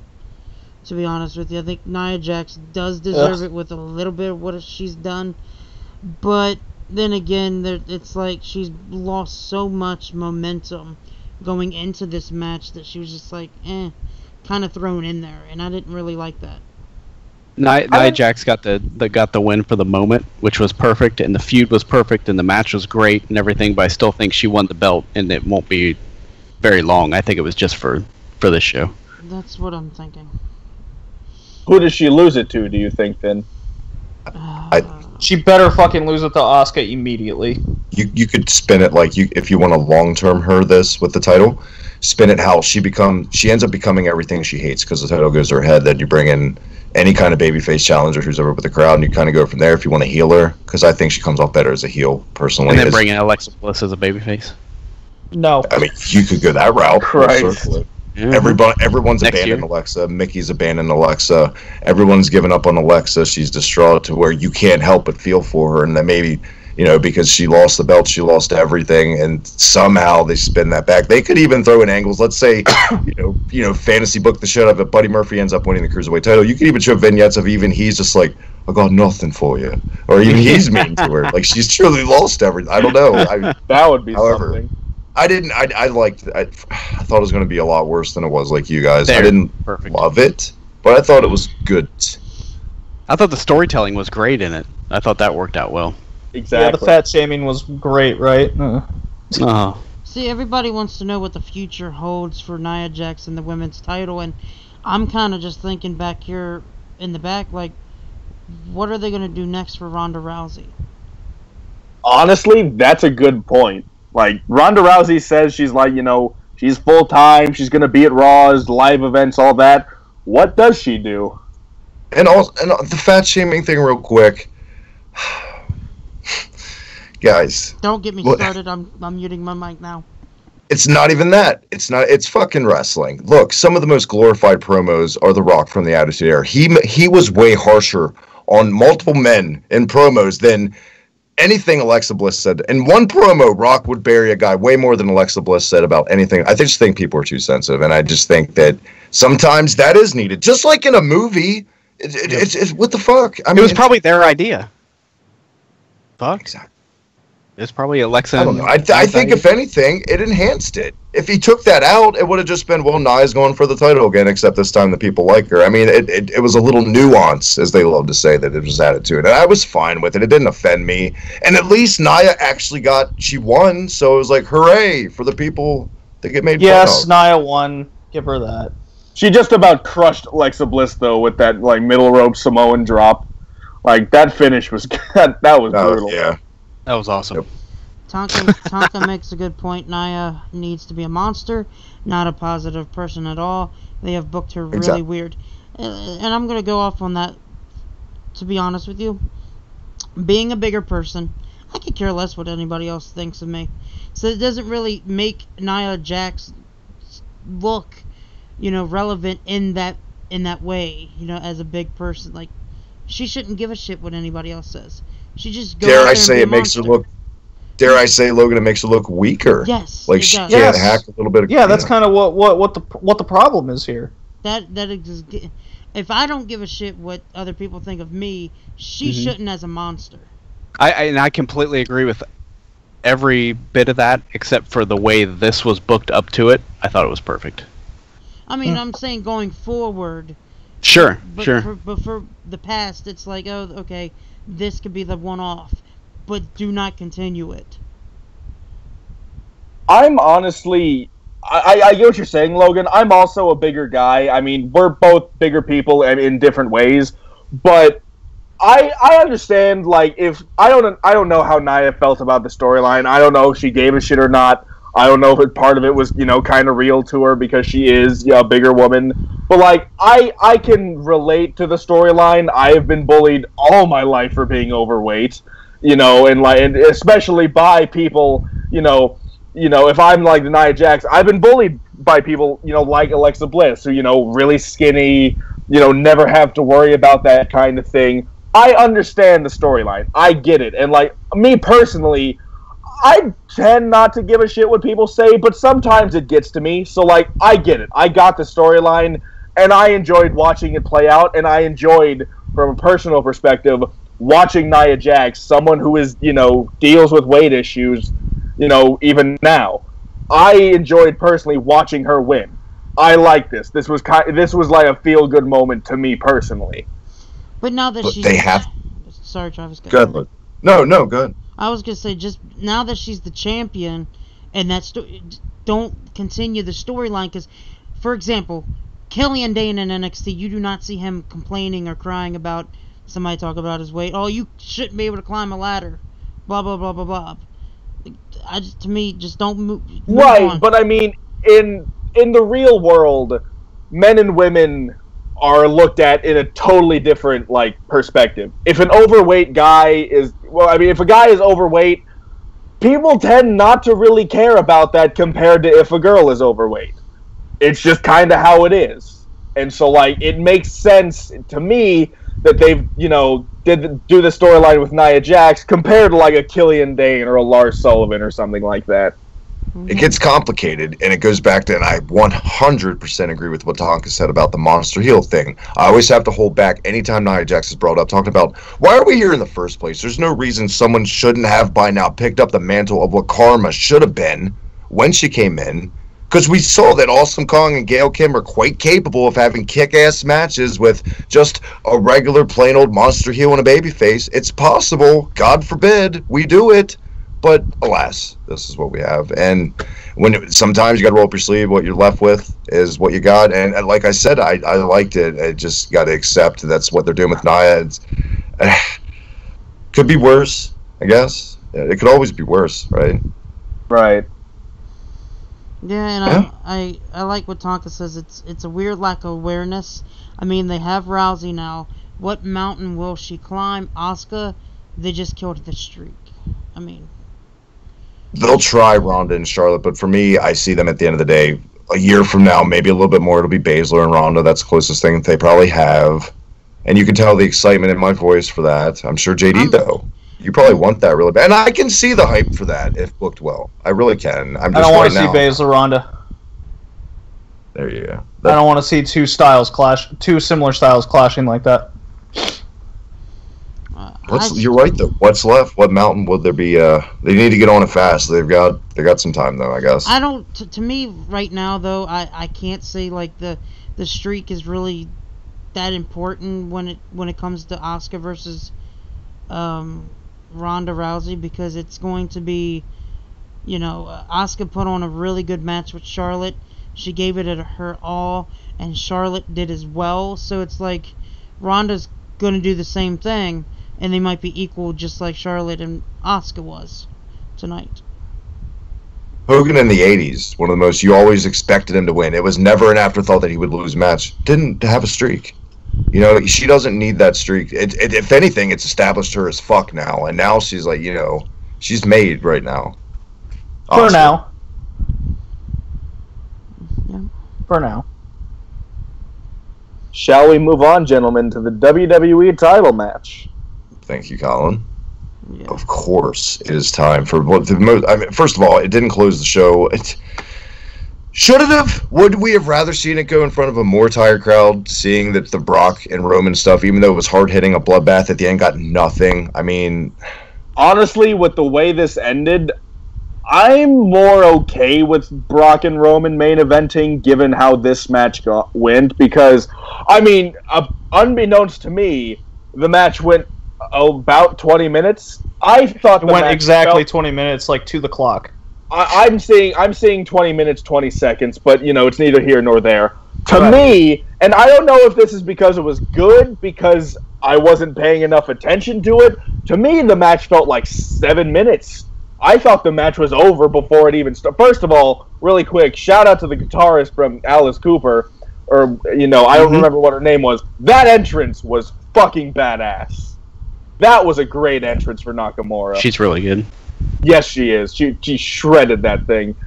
But anyways, I mean, I liked the match. I just thought, to me, it felt way shorter than it should have been. And I mean, it wasn't. It was 20 minutes long, so I can't complain about the time. And like I said, I don't know if it wasn't because I was paying attention enough, because it was that good. But I mean, I liked the match. I enjoyed the match. I thought the ending was a bit just like, oh, okay, that's it. And I mean, I feel like that's because nowadays it's expected that people are going to kick out of someone's finisher 17 times. You're right. And so one stop, and I think that's the main reason why I'm getting like a weird, just like, this was a weird match feeling, because I wasn't counting. I think there was a phenomenal forearm. There was a few calf killers in there, but one Styles clash and then it was done. I was like, oh, okay. I mean, it could have been also because I was fully expecting Nakamura to win. I had no doubt in my mind. And then one Styles clash, it's done. I was like, oh, okay. Same thing happened with the Charlotte Asuka match. Yeah, exactly. Same thing. It was one relief. Finisher, it was done. And, it was weird.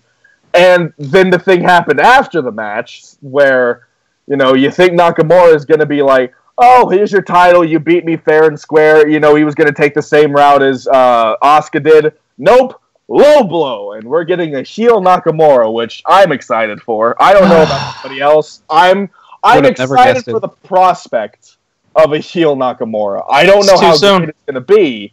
It's too soon. It's too soon. This match was a bare bones title match.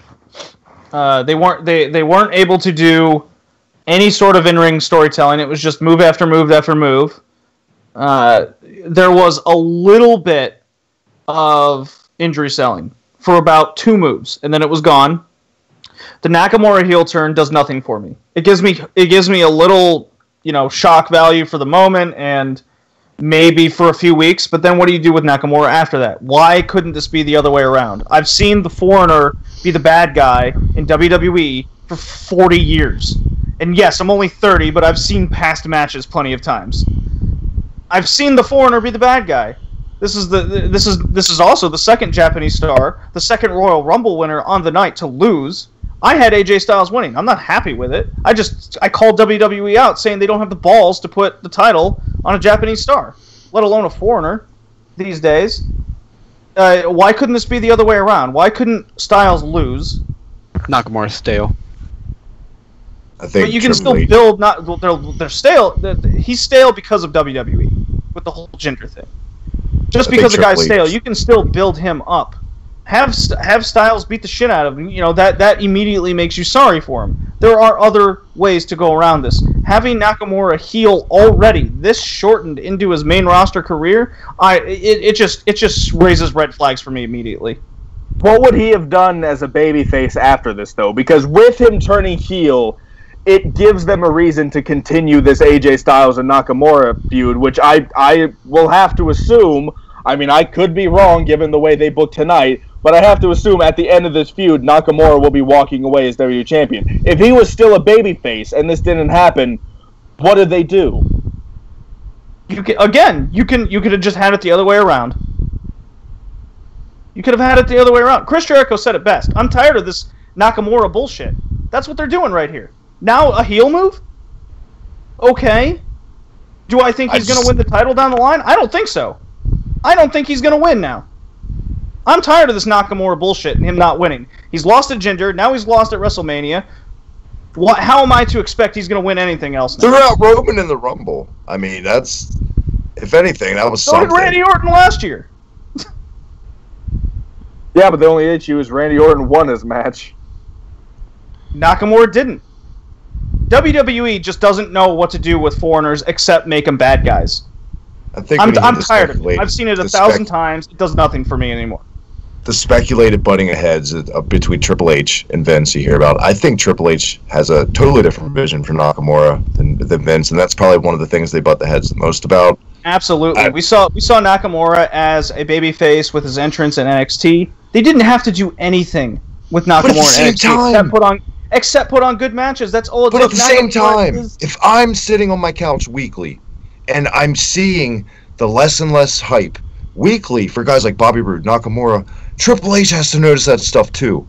And sometimes in wrestling, you got to shake shit up. You just have to. Yep. And Colin, you're both right, but I'm more leaning towards what do you do with him after this if he won the title as a babyface? Nothing. Because then you do the rematch with Styles, you do 2 out of 3, whatever.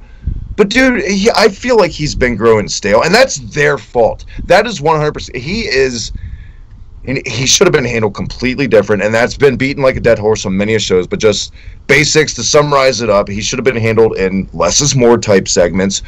Fuck it, subtitles. Fucking subtitles. I'm all about they're doing with Almas now. That's a good thing. And I co-sign that all day when JD, you bring that up all the time. Should have been less is more with Nakamura. Why is he an artist? Why is he special? Not just opposed as, hey, I'm an artist. I'm here. I'm from Japan. And by the way, I'm glad that Nakamura didn't tap out because that would have gave them some fucking sick reason to have a shirt that says Jap's going to tap because then they both would have submitted the WrestleMania, Asuka and Nakamura. So thank God. But you know Can what? we make that shirt, Travis? People are speaking of beating with I wish. Goddamn, start a Patreon just for that goddamn shirt and then shut down Patreon. When you get a shirt. I feel like people are going to bitch about the match placement on this. Back to that square one, the root of this whole, when we started reviewing this match. I feel like this should have probably been flipped with Roman and Brock. Just because This would have had heat either way, whereas opposed to placement was critical to Roman and Brock, I feel like, as opposed to generating the crowd heat that's going to come off on camera, which we didn't get. This would have been a perfect way to close Mania with just this. Nobody saw it coming. Nobody saw this coming. And credit to Shinsuke, he played a great dickhead. He just kept kicking him like he was a sure. sack of shit. Sure. Yeah. I know what you mean. I mean, I've seen King of Shinsuke Strong in Japan. style. That's nothing new. You know, he's capable of doing it for sure. Of course, I don't doubt Nakamura's ability because he's a fantastic wrestler. He's a good heel. He's a good face. Naturally, it depends on booking. Yes, this should have been flipped. This should have been flipped because at least we'd be walking out of Mania going, "Holy crap! Look at that! What happened?" Depending, you know, I have my reasonings that I do. Sure. Am I interested in the near future? Yeah, I just have my opinions on what the long-term gain is. Oh, yeah, totally. And I feel like, if anything, this is worth taking a risk on, especially just this little glimpse of him as a heel. He looks like he's, and then like I said, we've seen him in Japan as a heel. He's capable of doing it. But I agree with you totally on, you can't build up something as a dream match. And I can literally get on YouTube right now and I can watch their match from a Wrestle Kingdom. You got to let them let loose. You got to, give them more time, like you said. That's the obvious. But, and by the way, that counter into the Styles Clash was tremendous. That was great. I love the finish. Sure, one counter. I think the way the matches actually were, though, the actual main event in this match, the way they played out, if you would have swapped them, yeah, I think it would have fell flat. It would have been a little bit of shock factor, but I think the fact, we'll get to it, that Brock won was a little more... I think that was definitely more shocking than I'm not I will never debate that Roman and Brock, with your casuals, the audience you want to grab, everyone is probably your bigger money match to advertise. Yes. But it's been proven with Mania sells itself the name. You know, the matches don't sell out the show anymore. And you could have booked it anywhere and still promoted it to sell buys for the show as your money match. It didn't matter really where you booked it. I feel like I don't know. But it's we all know what they did. It's done. It cannot be undone, right? What they fucking... It was still cool. Still entertaining. Here's what should have happened, though. Make that Lesnar-Reigns match 10 minutes less and add that to the Styles-Nakamura match so they could have told more of a story. Then I could have maybe been behind a Nakamura heel turn even more. Then that last match would have really sucked. Nicholas probably could have gone to bed earlier for school, and Braun probably just could have squashed the bar in 3 minutes, and that would have been fine. No, this pretty much what he did. Fucking hands down, just best, like, what the fuck kind of moment of the entire show was Nicholas Strowman. With the amount of moves we saw in the Lesnar-Reigns thing, you could have had half of the Superman punches, half of the Lesnar F5s. We'll get to the main event in a second, but Logan, what did you think of Nakamura and Styles? Number 1, it was unpredictable. 2, Nakamura's theme song's gonna change after tonight. God, I hope not. 3. It needs to. It needs to. You know why? People sing along with it. You don't want to do that for a heel. Well, yeah. I mean, Bobby Roode and NXT. Just saying. What do? They took it as turning babyface. They won't know any better. They'll just keep flipping him back and forth between babyface and heel. If they keep the music the same, I feel like they'll just get confused. 3. If you would have switched the Nakamura AJ Styles to the main event, here's why it would have been good to do that. And it's not the fact that why they were booing Brock Lesnar, Roman Reigns. We'll get to that. But for Shinsuke Nakamura and AJ Styles, a lot of people on social media said SmackDown Live has been very bad recently. That it's hard to even watch. That some people don't even watch it anymore because it just slowly started fading to just predictable, stupid, same old booking. Okay, I think it would the momentum that this heel turn would have gave at SmackDown Live to end WrestleMania would have got more eyes on SmackDown Live going forward. I don't know. I have a real issue with Nakamura as a heel because he can't cut any promos unless they do subtitles. If they do subtitles and then he says a line like Kenny Omega in Japan, like, I'm speaking Japanese, I don't need to do this for you Americans. Like, that might do it for me, but what are they gonna? How is Nakamura gonna be able to do anything other than moves as a heel? Get him a mouthpiece. What matters to them is that water cooler talk, though. People are talking about it, and you're right. They got me. I'm kind of interested to see what they're gonna do now on SmackDown. So they got one at least. I'm afraid it's only going to be until that big Royal Rumble in a couple weeks, and then nothing. I'm excited for that one. I think people underestimate that this is exactly what WWE wants a lot of times. There's a bunch of dudes sitting around complaining about how they're booking stuff. This is what they want. They want us to be talking about, why would they do this? Or, I like that they do this. This is exact, and that's fine. And I don't think anybody could really predict this happening tonight, but I think, if anything, it's got to be for the better of the sake of the show, like you said, Logan, because it definitely needs something fucking different. They needed the momentum going into SmackDown Live for the future, and I think it would have done it. And just remember, I think all of us know Nakamura the way he's been booked as a babyface. He's just that close to being annoying. So it might just take a little shove to get it there. Mm-hmm. That's their fault too. The art lines, all that shit. Yep. Just let the guy go out, be a little zany, and kick some ass. It's that simple with Nakamura. They won't do that with him, though. They'll probably force him to talk and be knee to face. No, he's fucking Japanese prince. That's what he is to them. It's just, He'll get the crown now, right? Maybe that's all it'll be. He has a crown, he's a heel. It's just more WWE being 101. They're just sticking to their formula. It's irritating. It worked for tonight. I am an irritated fan with Mania tonight. I just hope, best case scenario, Drew, you'll appreciate this. He has a whole heel stable, and like Sato, Tanaka, all those guys are in there, like classic guys, fucking Wang, and all the just this Japanese Yakuza type gimmick. Make him, he's a heel now. Make him Yakuza. That's what they do to him. Look, you got. Okay, here. I'll be open-minded. Here. Sorry. Nakamura's heel. Build a stable. You got 205 Live coming on, like SmackDown and what have you, right? They got Itami and Tozawa, like got their Japanese little tag team going on. Make a New Japan stable. We're already seeing that in NXT with a Ring of Honor type stable. Make a New Japan one. Make it happen. Why not? Make it happen. That and then they just talk Japanese. No subtitles. No nothing. They just yell Japanese at us. We don't know what the fuck they're saying. They're just angry people kicking at us. I'm sorry, I cannot come around on Cruiserweight Tag Team titles yet. It's going to take a little while, but it's got to be better. Get used to it. We're going to be talking about it on Cruise Control before you know it. God. That's what I'm saying. Make a stable of all the Japanese wrestlers. Just if you're going to go in on this, go all in. I don't want to see it half-assed. Half-assed, half-size, half-pint, half... child, I'm fucking. What do we have next? My God. Moving forward to the Raw. Braun needs a partner. Who's in Myers? I would have been perfect. This is going to be a thing going forward, guys.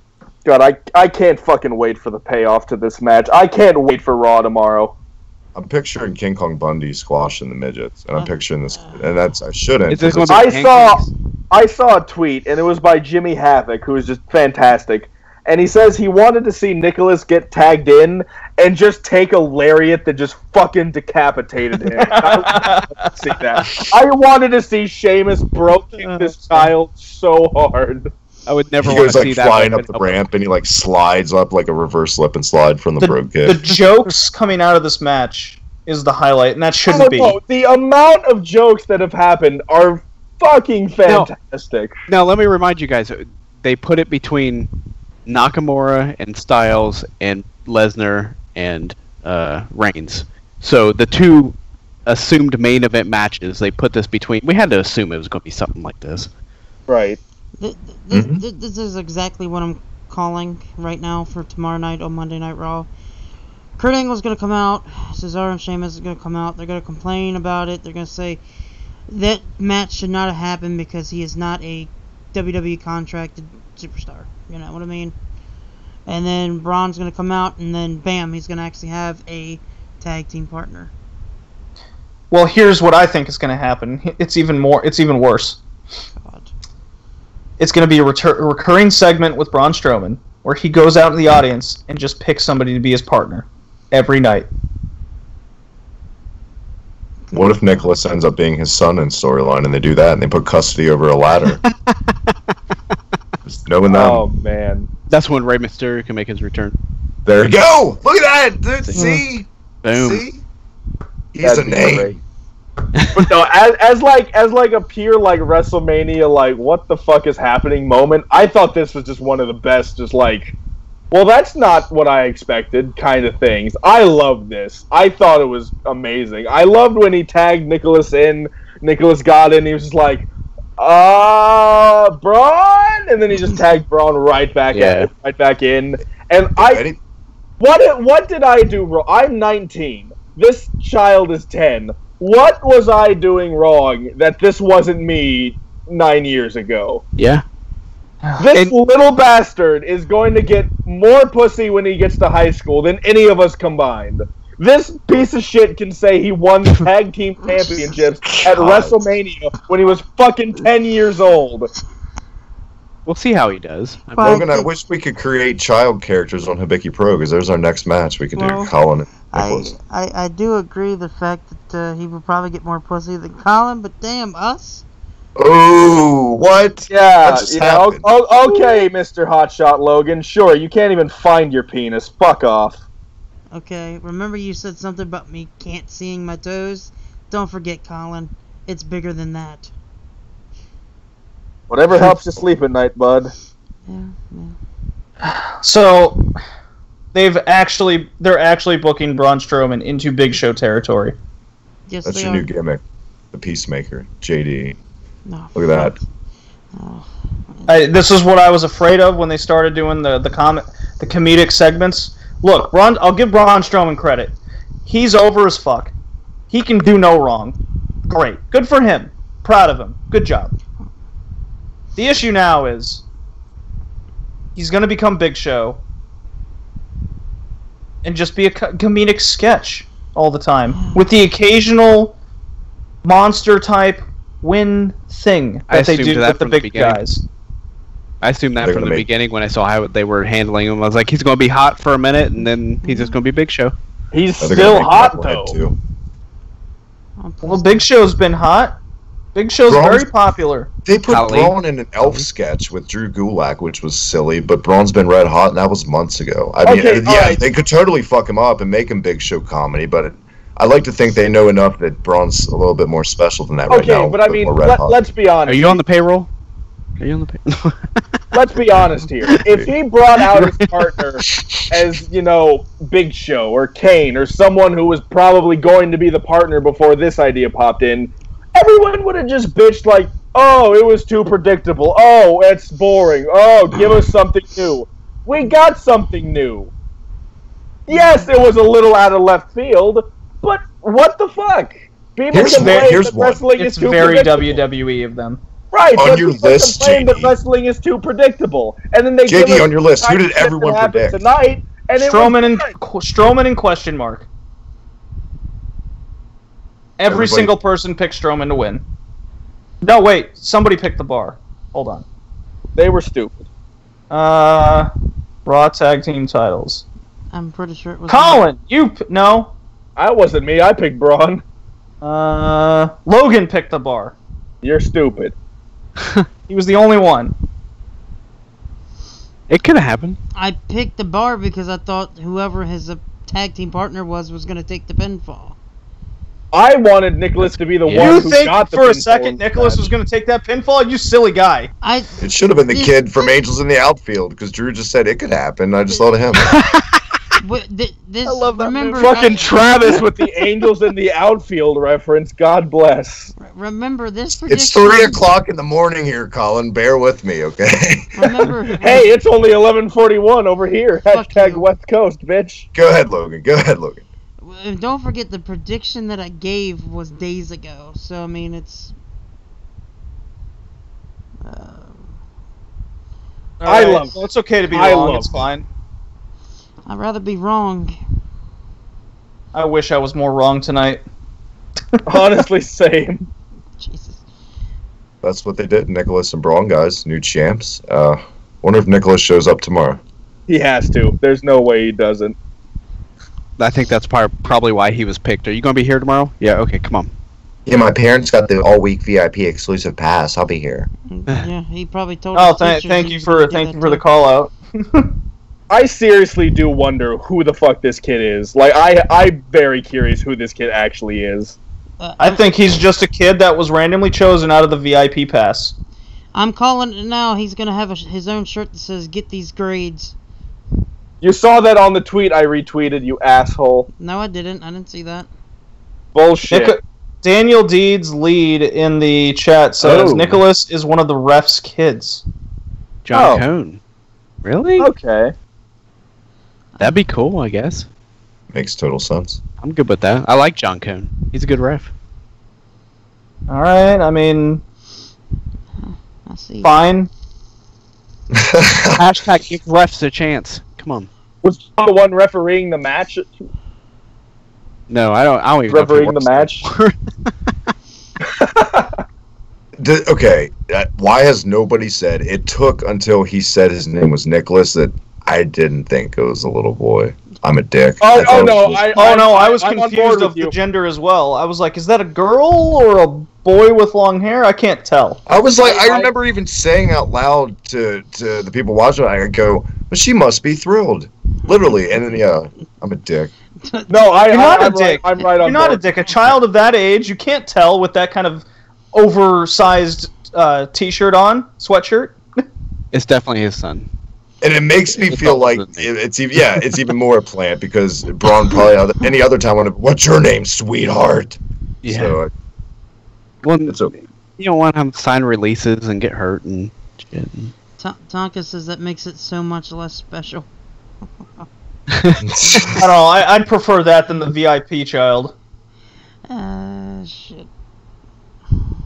Because then that takes away the mystery of if it's the VIP child, that just means you come from money, or you spent a lot of money for that kind of moment to happen. You know, it's not like the kid with the Bret Hart glasses got it magically one night. You know, those are moments. Ted DiBiase being on Lifestyles of Rich and Famous. It was Vince's house. Vince's house. It wasn't like the woman ravishing Rick Rude would randomly pick out of the audience like, "Come here, baby." Those are rats. Those are rat plants. So basically, we get some rat plants. Rat plants. It sounds like, I don't know what that sounds like, but it sounds like money. New band. Guys, we have been thinking about, discussing, watching wrestling since what? 4:30 p.m., 5 p.m. for most of us? Yeah. I've been watching wrestling since 2. I watch all the pre-show because I'm insane. I watched Ring of Honor this morning, so... Besides West Coast time differences, which only Colin is a part of right now, Woo! I feel like it is only fitting, since we are already high atop Mountain Drew with Drew on the show, we have reached the top, the final part of WrestleMania, Roman and Brock, guys. The money match, quote unquote. I feel like it was. It was. The money match, the most billed. At the end of the day, we know what they did. We've already talked about through most of the show, how could you not? Just the psychology, the asinine. Okay, I feel like last week on our Old School Mania, we literally just talked about how dumb it was that Warrior kicked out of like 5 Macho Man elbows. That's what this reminded me of while I was watching it, literally. I was Warrior all over. Yeah. The thing that made me laugh the most in this match was, it was confirmed a while ago and everyone just kind of caught on, that all the matches Brock Lesnar had, against Joe, Strowman, the Fatal 4-Way, what have you, all of them, 1 F5, boom, done. And the whole idea behind that was when Roman kicks out of the F5 in this match for the first time, all the fans were supposed to be like, what? He kicked out? And there was no reaction the first time he kicked out of the F5. There was no reaction the second, third, fourth, or fifth time. The only time there was a reaction was when he didn't kick out, and people were just like, oh shit, okay, Lesnar won. But, the whole thing fucking failed. Yeah. This is awful chance. It's just... This is awful. Boring. This is boring. CM Punk, bring back Nicholas. The beach ball. Beach ball sucks. People were walking out during the entrance. Exactly. Chris Hansen better get on those people in New Orleans ASAP. Bring back Nicholas. You sick fuck. Sorry, I couldn't help that one. It's too easily. It is late, goddamn. But yeah, the match. Then my jokes aren't getting over. That means it's time to wrap up the show soon. But this match, there was a Rusev Day. There was Delete. There was NXT. Johnny Wrestling. John Cena. Bourbon Street. No one gave a shit about this match. I had to fight to stay awake. Honestly, I felt like I was just watching 31 all over again, except with more kickouts from Roman and more blood. Get a load of this, guys. I was live streaming. There was 5 people watching this shit with me. 3 people in the chat. Like, live chatting with me. And they're like, JD, do some live commentary doing this. Make this sound amazing. And I found myself repeating, and another suplex. We're up to 8, motherfuckers. And a Superman punch. But wait, the 5th one was stopped by Lesnar. If only it was ECW and they could have jazzed it up on commentary by saying motherfuckers, because they would have did it in ECW, I'm sure. Tonka saw in the chat saying Nicholas beating Brock would have been a real surprise. I'd pay $9.99 for that, says Drew. So I mean, I'd want to see that. I was like, Roman Reigns is bleeding. Do we still give a shit about the guy? Well, the audience sure doesn't. This is awful. Is blowing up in the arena. Nicholas pins Brock, and then it was a setup from Kurt. He comes out and says, "This is my real son all along." Since Jordan's like not coming back anytime soon. Does he turn any new son? That's fine. That's fine. Am I wrong for wanting to see Nicholas just get German suplex to hell now? Am I wrong? I'll take the silence as a yes. All right. You're not right. I mean, you're. I don't know. Jim Cornette. We all know Jim Cornette probably had to go to the urgent care when he saw a child show up, but we're not talking about that anymore. Jim Cornette had a fucking stroke. Yeah, I love it. Logan, what did you think of the main event? I know you're hitting me up on the messenger. We're getting close to doing the show, and you were not a fan. It was terrible. I don't know what they were even expecting us to even say, do, and care.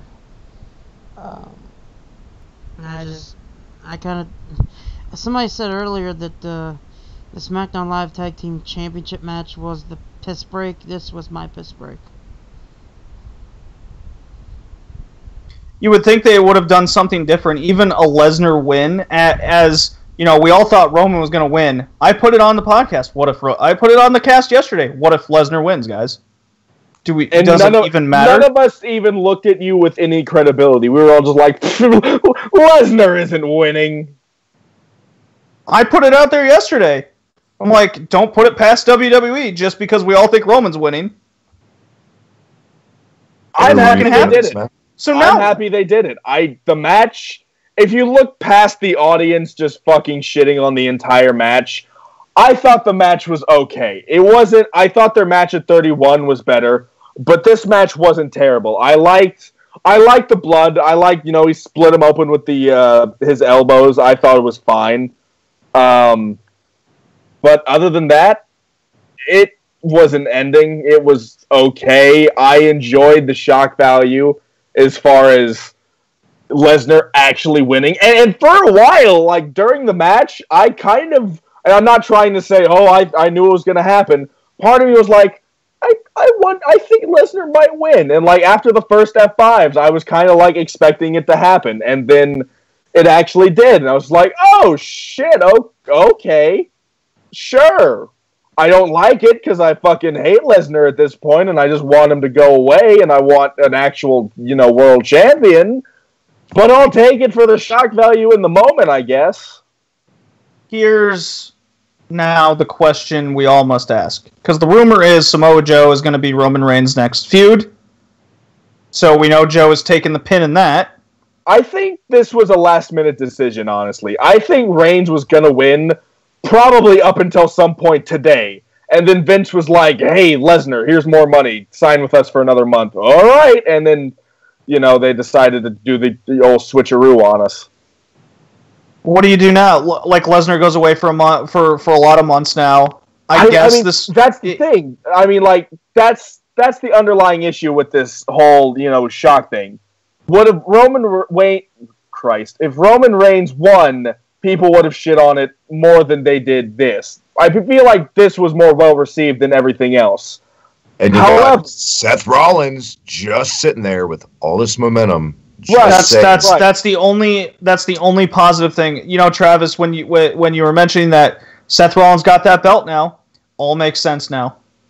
At the end of the night, now I can look at it and go, I sure as shit hope that they're gonna make the IC title this big thing. Well, right now, can we just rename their IC belt now the Brett belt? Because when Brock goes away now, it's the Brett belt. Seth Rollins is going to take... The Miz was the Brett champion. Roman even got the Brett belt. Right now, Rollins has a Brett belt, and he's the guy with the most momentum as a babyface with the Brett belt, and they're going to build towards Rollins and probably Brock for around SummerSlam, I'm predicting. And it makes sense. The people are saying burn it down. The people are into him. He comes off cool. He's cool to kids. He's cool to adults, and he's fucking talented, and he's a good performer. If anything, that's maybe the best way to salvage it. If anyone thinks I don't think it's broken by any means. I think it was a good call to swerve everyone, and I was fine with the finish. It's just this deadpan-ass crowd that was exhausted. They'd already seen... This is the one thing nobody gave really a shit. Everyone was just like, let's just rip the Band-Aid off. Everyone was like, yeah, the card's stacked, but, the Reigns match, let's just rip that Band-Aid off and breeze by it. But everybody forgets every year at Mania, I think, how tired we are by the end of these main events. And it hits you by this time in the show like a shit ton of bricks. And then you're like, I still got to do a goddamn 2-hour podcast on top of it. You're like, oh, baby. So I think also with and real quick, I'll say this and you guys can say everything you want. I think with the combination of everybody, 78,000 goddamn people saying, okay, I want to leave now and beat the parking. It's Roman anyway. That might have been a clusterfuck because I saw people filing out on camera visibly.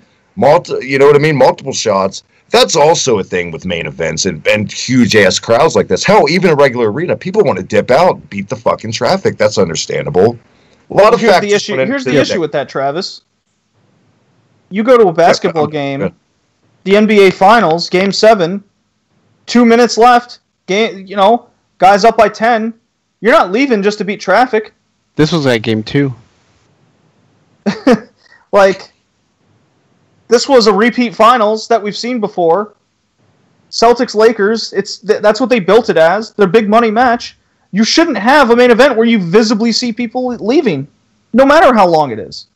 I mean, and to another extent, this is also, you could equate it to like a theater where nobody likes the actors in it, so they're going to dip out. The actors in the earlier acts, they already came to see, in a way, because it's not a real sport. You know what I mean? But it does have the big, I see the compared, but to see both sides of it, in a way, it's that too. I don't care about this. It's not like an NBA Finals to that extent. I mean, AJ and Knock, that's why I said earlier, that totally would have been. That's your NBA Finals type feel atmosphere. You want to close out your biggest show of the year. You always want that. That's why I'm saying they could have cut this in half. That's why I'm saying they could have cut this match in half, used that time for Styles and Nax to have a better in-ring story, to at least telegraph something or build something more.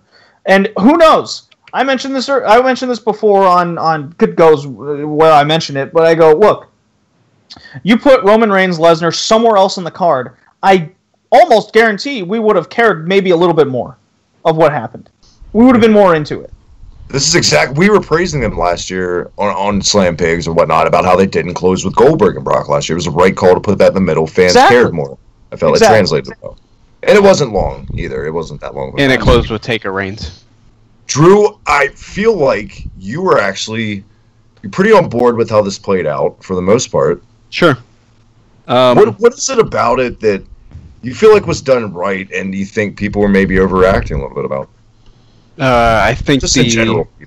Yeah, sure. I think the Reigns win was too obvious, so I didn't see that coming out of it. I thought, weirdly enough, one of the outside views that became kind of an obvious view to a point was maybe Paul Heyman turning, because if Brock was quote-unquote leaving, then he could hang out and be with Roman. So the fact that Brock just beat the shit out of him and then won was kind of a surprise ending, which I enjoyed for the most point. And the unexpected juice at the end was kind of weird and always adds to it. But I thought it was the crowd didn't bother me. If the crowd were leaving, I didn't notice it. I didn't really see it, so that didn't affect it all. I mean, they were too busy putting themselves over with the beach ball and all that. Real quick, I want to say that over at the Future Entertainment stream in the chat, a guy by the name of David Damron, I probably pronounced that incorrectly, he says that Lesnar will lose the title to Bobby Lashley, which at this point, probably, I could see that happening. I'd be for that because Lashley actually shows up to work. Exactly. If Lashley actually, shows up and has the title every week, I'd be okay with fucking Santino coming back at this Lashley point. on Impact has just put over Brian Cage 2 weeks in a row. So Lashley isn't this invincible thing that has been booked. I want to make this clear, first of all, or even last of all. I don't think Roman Reigns is a bad wrestler. I don't hate Roman Reigns because it's a cool thing to do. Okay? I hate the fact that Roman Reigns is booked to be in our face, to be this invincible guy. I hate his reduced moveset. He screams. He's the problem with main roster WWE. He is the embodiment of what I hate in what the brand or this wrestling company has become. It is Roman Reigns. He's a t-shirt salesman with 4 moves and nothing more. That is what I get out of a Roman Reigns match. Roman Reigns could put on the best match of the year, just like best match of his career, like he did with AJ Styles, whenever that was. But it was, I didn't see anything out of Roman. It was AJ Styles who was doing it. So to me, Roman is only as good as the person he's up against. And tonight he was up against Brock Lesnar, who's almost the same thing. He's a man of 4 moves, who's just booked to be strong. He's almost like the same as Roman Reigns at this point. I've seen Roman and Braun live at a house show like a year and a half ago, and they had it was a fine match. For me, and I agree. I always, more than times than not, I end up defending Reigns. He's always mishandled. It's mistiming. It's not. They don't align the stars properly how they've tried. It's always like 2 steps forward, 57 steps back with Roman. It always feels that way, and it's their fault. And he's not a bad wrestler. He has good facial expressions. He does have that it factor. He jumps off a screen. He's a fucking star. He's jacked. He's got the Samoan bloodline. To be fair, he's got more than 4 moves, but I can see totally why they want to hold it. Don't give him as much. Be the big dog. Yeah, I totally see that, what you're saying in that. It's just a matter of, like I said, they never know how to fucking handle this guy to where fans don't resent him. And it's not just him at this point. They're doing the same thing with Finn Balor. They're doing the same thing with Shinsuke Nakamura. They're not letting them out of their shell. They're becoming t-shirt salesmen, and they're one catchphrase. Balor Club was booked into obscurity. Finn Balor we're seeing as just this rainbow guy. Shinsuke Nakamura is now turned heel because they don't know what else to do with him. That rainbow guy. This could be in a way, and I really feel like WWE has desperately, and it's come off like that too in the booking, and I know it's easy to say, but I feel like WWE has desperately wanted to pull in that smarky, NXT-loving crowd that has refused to come around to Reigns, and this whole part-timer storyline has been revolved around just grasp, they're the final piece to the puzzle, then Roman's really our guy, type thing that they think. And I feel like, if anything, lesson learned, this is the best they could have done in a work shoot type thing with Brock being a part-timer, because it's what everybody says about Brock anyway, and it didn't work. It didn't work, and I knew it wasn't going to work. And I know it's close out tonight. It's beyond a dead horse, guys, to complain about Roman. I fucking get it by now. We hear you. Anybody that does it to it at cringe extent.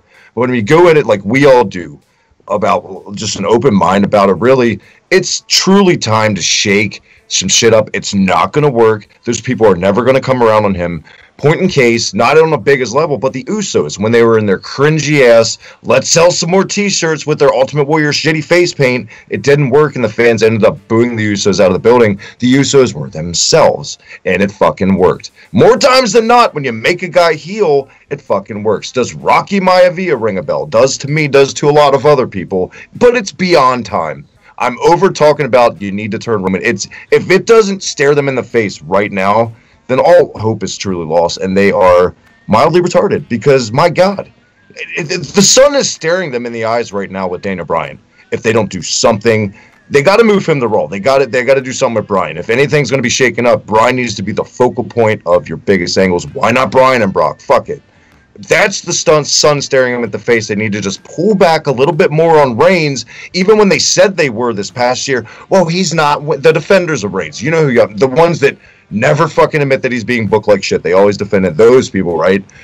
No, he's not winning his matches. He's only won 2 matches. Guess what? In the long term, he still won the IC belt. He still won the fucking feuds. He lost the Rumble. That's 1 match. And look, who had a bigger fucking, I don't know. If anything, I'm done ranting. It's been a long fucking night, like I said. But really, I just feel like it's time.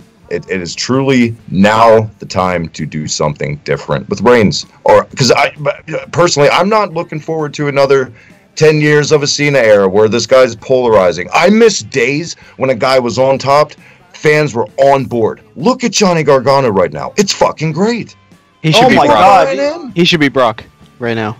Oh. That's what it's all about. That's wrestling. Buying into a guy collectively. People, you want to talk about bringing your Balor clubs together. That's what's great about wrestling. One character beat Black, the Junkyard Dog era in Mid-South. That brought in the biggest, whitest, racist redneck. Even they were rooting for JYD. If done correctly, that's wrestling. That's fucking wrestling. God damn, awesome. I feel like I should be getting awesome. paid for rants like that. That was good. That was an amazing rant, brother. That was pretty solid. I really hope Logan's okay. He's not feeling well. I don't know how long I can prolong the show because I know we're live on his channel and he can't hit stop. Guys, any last thoughts on WrestleMania? Let's go across the boards and grade it. I'm here. There he is. Hell yeah. Welcome back, Logan. I'm glad you're feeling better. It's been a whopper of a night, whopper of a show. What do we give a final grade on WrestleMania? Whoever wants to start. I don't give a shit. I'll A-. start. A minus? Mm-hmm. Oh. That's an interesting grade. I am going to go with just a steady B. I thought, past Manias have been better. I thought past Manias have been worse. Nothing. I don't think anything's going to... It wasn't nearly as bad as 32. Wasn't as good as, 31, 33, whatever. I'm gonna stick with a steady B. You guys are very kind. So kind. I didn't hate WrestleMania despite my negativity. I just have a lot of worries. I have a lot of issues going forward. I don't know where any of this is going. The booking decisions are very questionable. Not turning Reigns heel, but you turn Nakamura heel. Things just don't add up to me. Everything felt off tonight. Whether it was the strange pyro uses, the streak ending. To me, that was the best match, and the streak ended with Asuka. I'm so confused with everything tonight. I didn't hate Mania, but I didn't love it by any means. I just have way too many issues to give it anything more than a B. I see it as an average pay-per-view. It felt like a glorified Raw, to be honest. I didn't feel like I was invested in anything at the end. I just felt like I was there. It's a C show. No match. The only match that stood out was the Charlotte Asuka one. Everything else felt like 3 stars tops. This is why New Japan and Ring of Honor and even NXT are just miles above when it comes to putting on a pay-per-view, building a story. It just goes on and on. I watched NXT. I lost my goddamn fucking mind. I was cutting drunk-ass promos last night. I was a happy wrestling fan. I was hungover as fuck this morning watching Ring of Honor. Sure, there was a couple matches on that card, but I was a generally happy fan. There was a story being built in matches. I saw Cody. Do you want me to spoil Ring of Honor at all? I liked it so. Anybody I care? don't care. Go ahead. The Young Bucks Skip came ahead out in the middle. to The Young Bucks fucking came out at the end of their match and caused the shift. There's continuity. I don't get any of that watching Mania. Mania is the E in entertainment, and I accept it. It's fine, but as a wrestling fan, it does nothing for me. It's a C rating, a 3 stars, 2.5 stars, you might say, at the end of the night. It's Mania. It's an entertaining experience, not a wrestling show. Done. Very good. Logan. Oh. Whoever. Logan, go. I have to give it a C minus. It's rough stuff, Cowboy. Explain yourself. Well, there's a mixture of good and there's a mixture of bad. So I have to give it that down the middle agree. You and me are on the same page, it seems, Logan.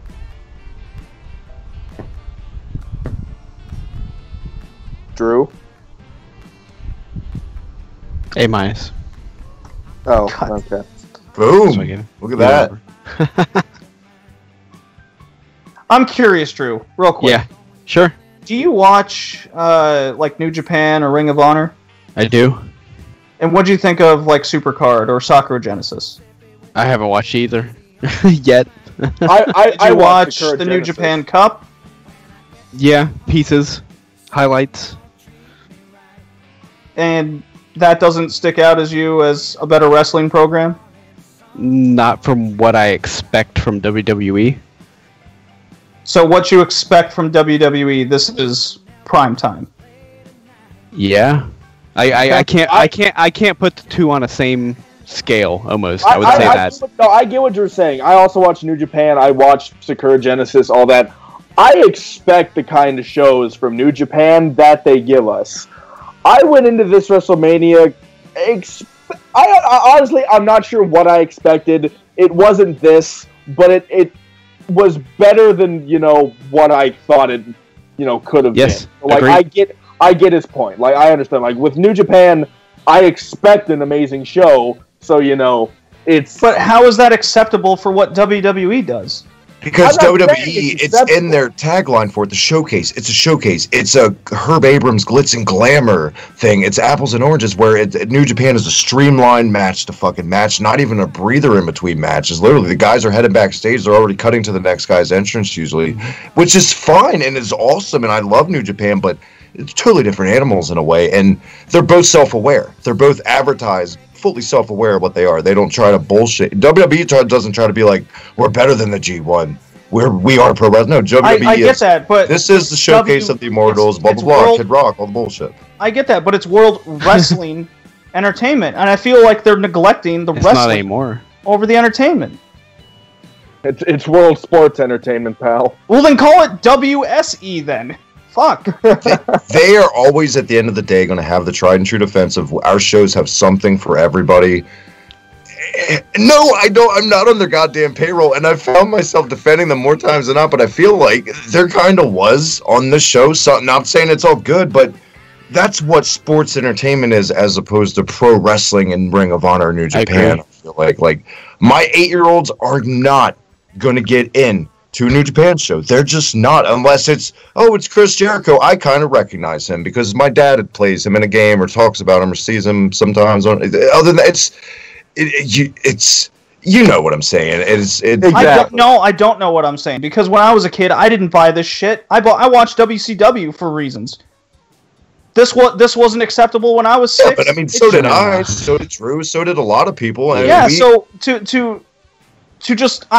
I'm gonna say it right now.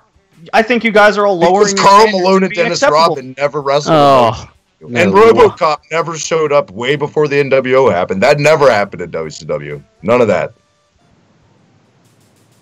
Oh, no, I'm serious about that. Like, it's wrestling. It is. You're right. You just got to know the animal you're dealing with. It's WrestleMania, not the G1 Climax. Of course, there's going to be hokey, and I didn't expect kids to be getting hot tags in the match. Other than that, but I don't know. What do I do? I don't make money. Travis, what do you rate the show? Let's get out of here. You're more than correct. What a long ass night. WrestleMania's in the books. Let's whore ourselves out before we get out of here one more time. JD, where can everyone you still didn't give your grade, did you? Me? Yeah, did you give your grade? I don't even know at this point. Did I? You didn't. You didn't. B minus. All right, that's fair. First half of the show got me really excited, and the second half just, I don't know, like we said, wind out of my sails, kind of downgraded the grade. That's fair. I'm spent, man. What can I say? I think we all are. We still got, I mean, if you want to go the full distance, we still got 3 more days of straight wrestling to watch.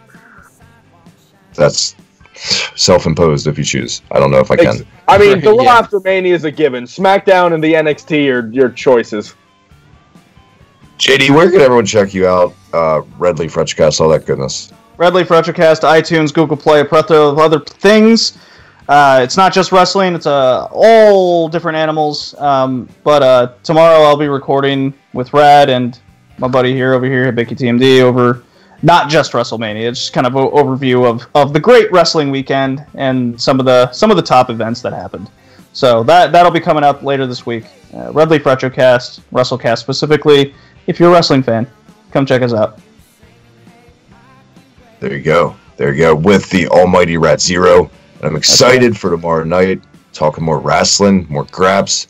Speaking of graps, the other half of Never Drew a Dime, Drew Ortman. We were talking retro, we were talking current, but man, nonetheless, good to have you. Thank you again for coming on. And where can everyone catch you once again? Absolutely. Thank you for having me. At Drew Ortman on Twitter, at PW Journal, at Kayfabe Today. That'll do it. Excellent, man. I'll see you again when we draw some dimes. Look for that episode soon. The other half, Slam Pigs Podcast, Future Wrestling Cruise Control. Jinder Mahal's biggest fan, Colin Dunn.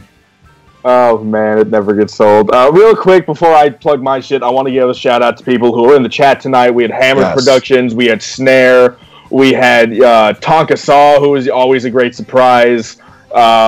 We had a couple of new faces, some guy named Daniel, other people's named, David, all that. Had some of my friends, my lovely friend Kayla, people I used to write with. All of them, thank you for joining us. You can follow me on Twitter at UberTieGuy. I'm always tweeting about wrestling. I'm always just tweeting about random things. I'm an entertaining guy, I like to think. You won't regret following me, I promise you. You can check me out over at the Hibiki TMD for Slam Pigs every week with Travis himself and Kuz on TV. And you check me out over at Future Entertainment where we do Cruise Control, all that.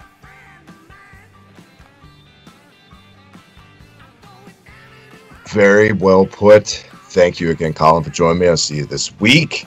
Always a pleasure. Podcast coming Always back. A pleasure.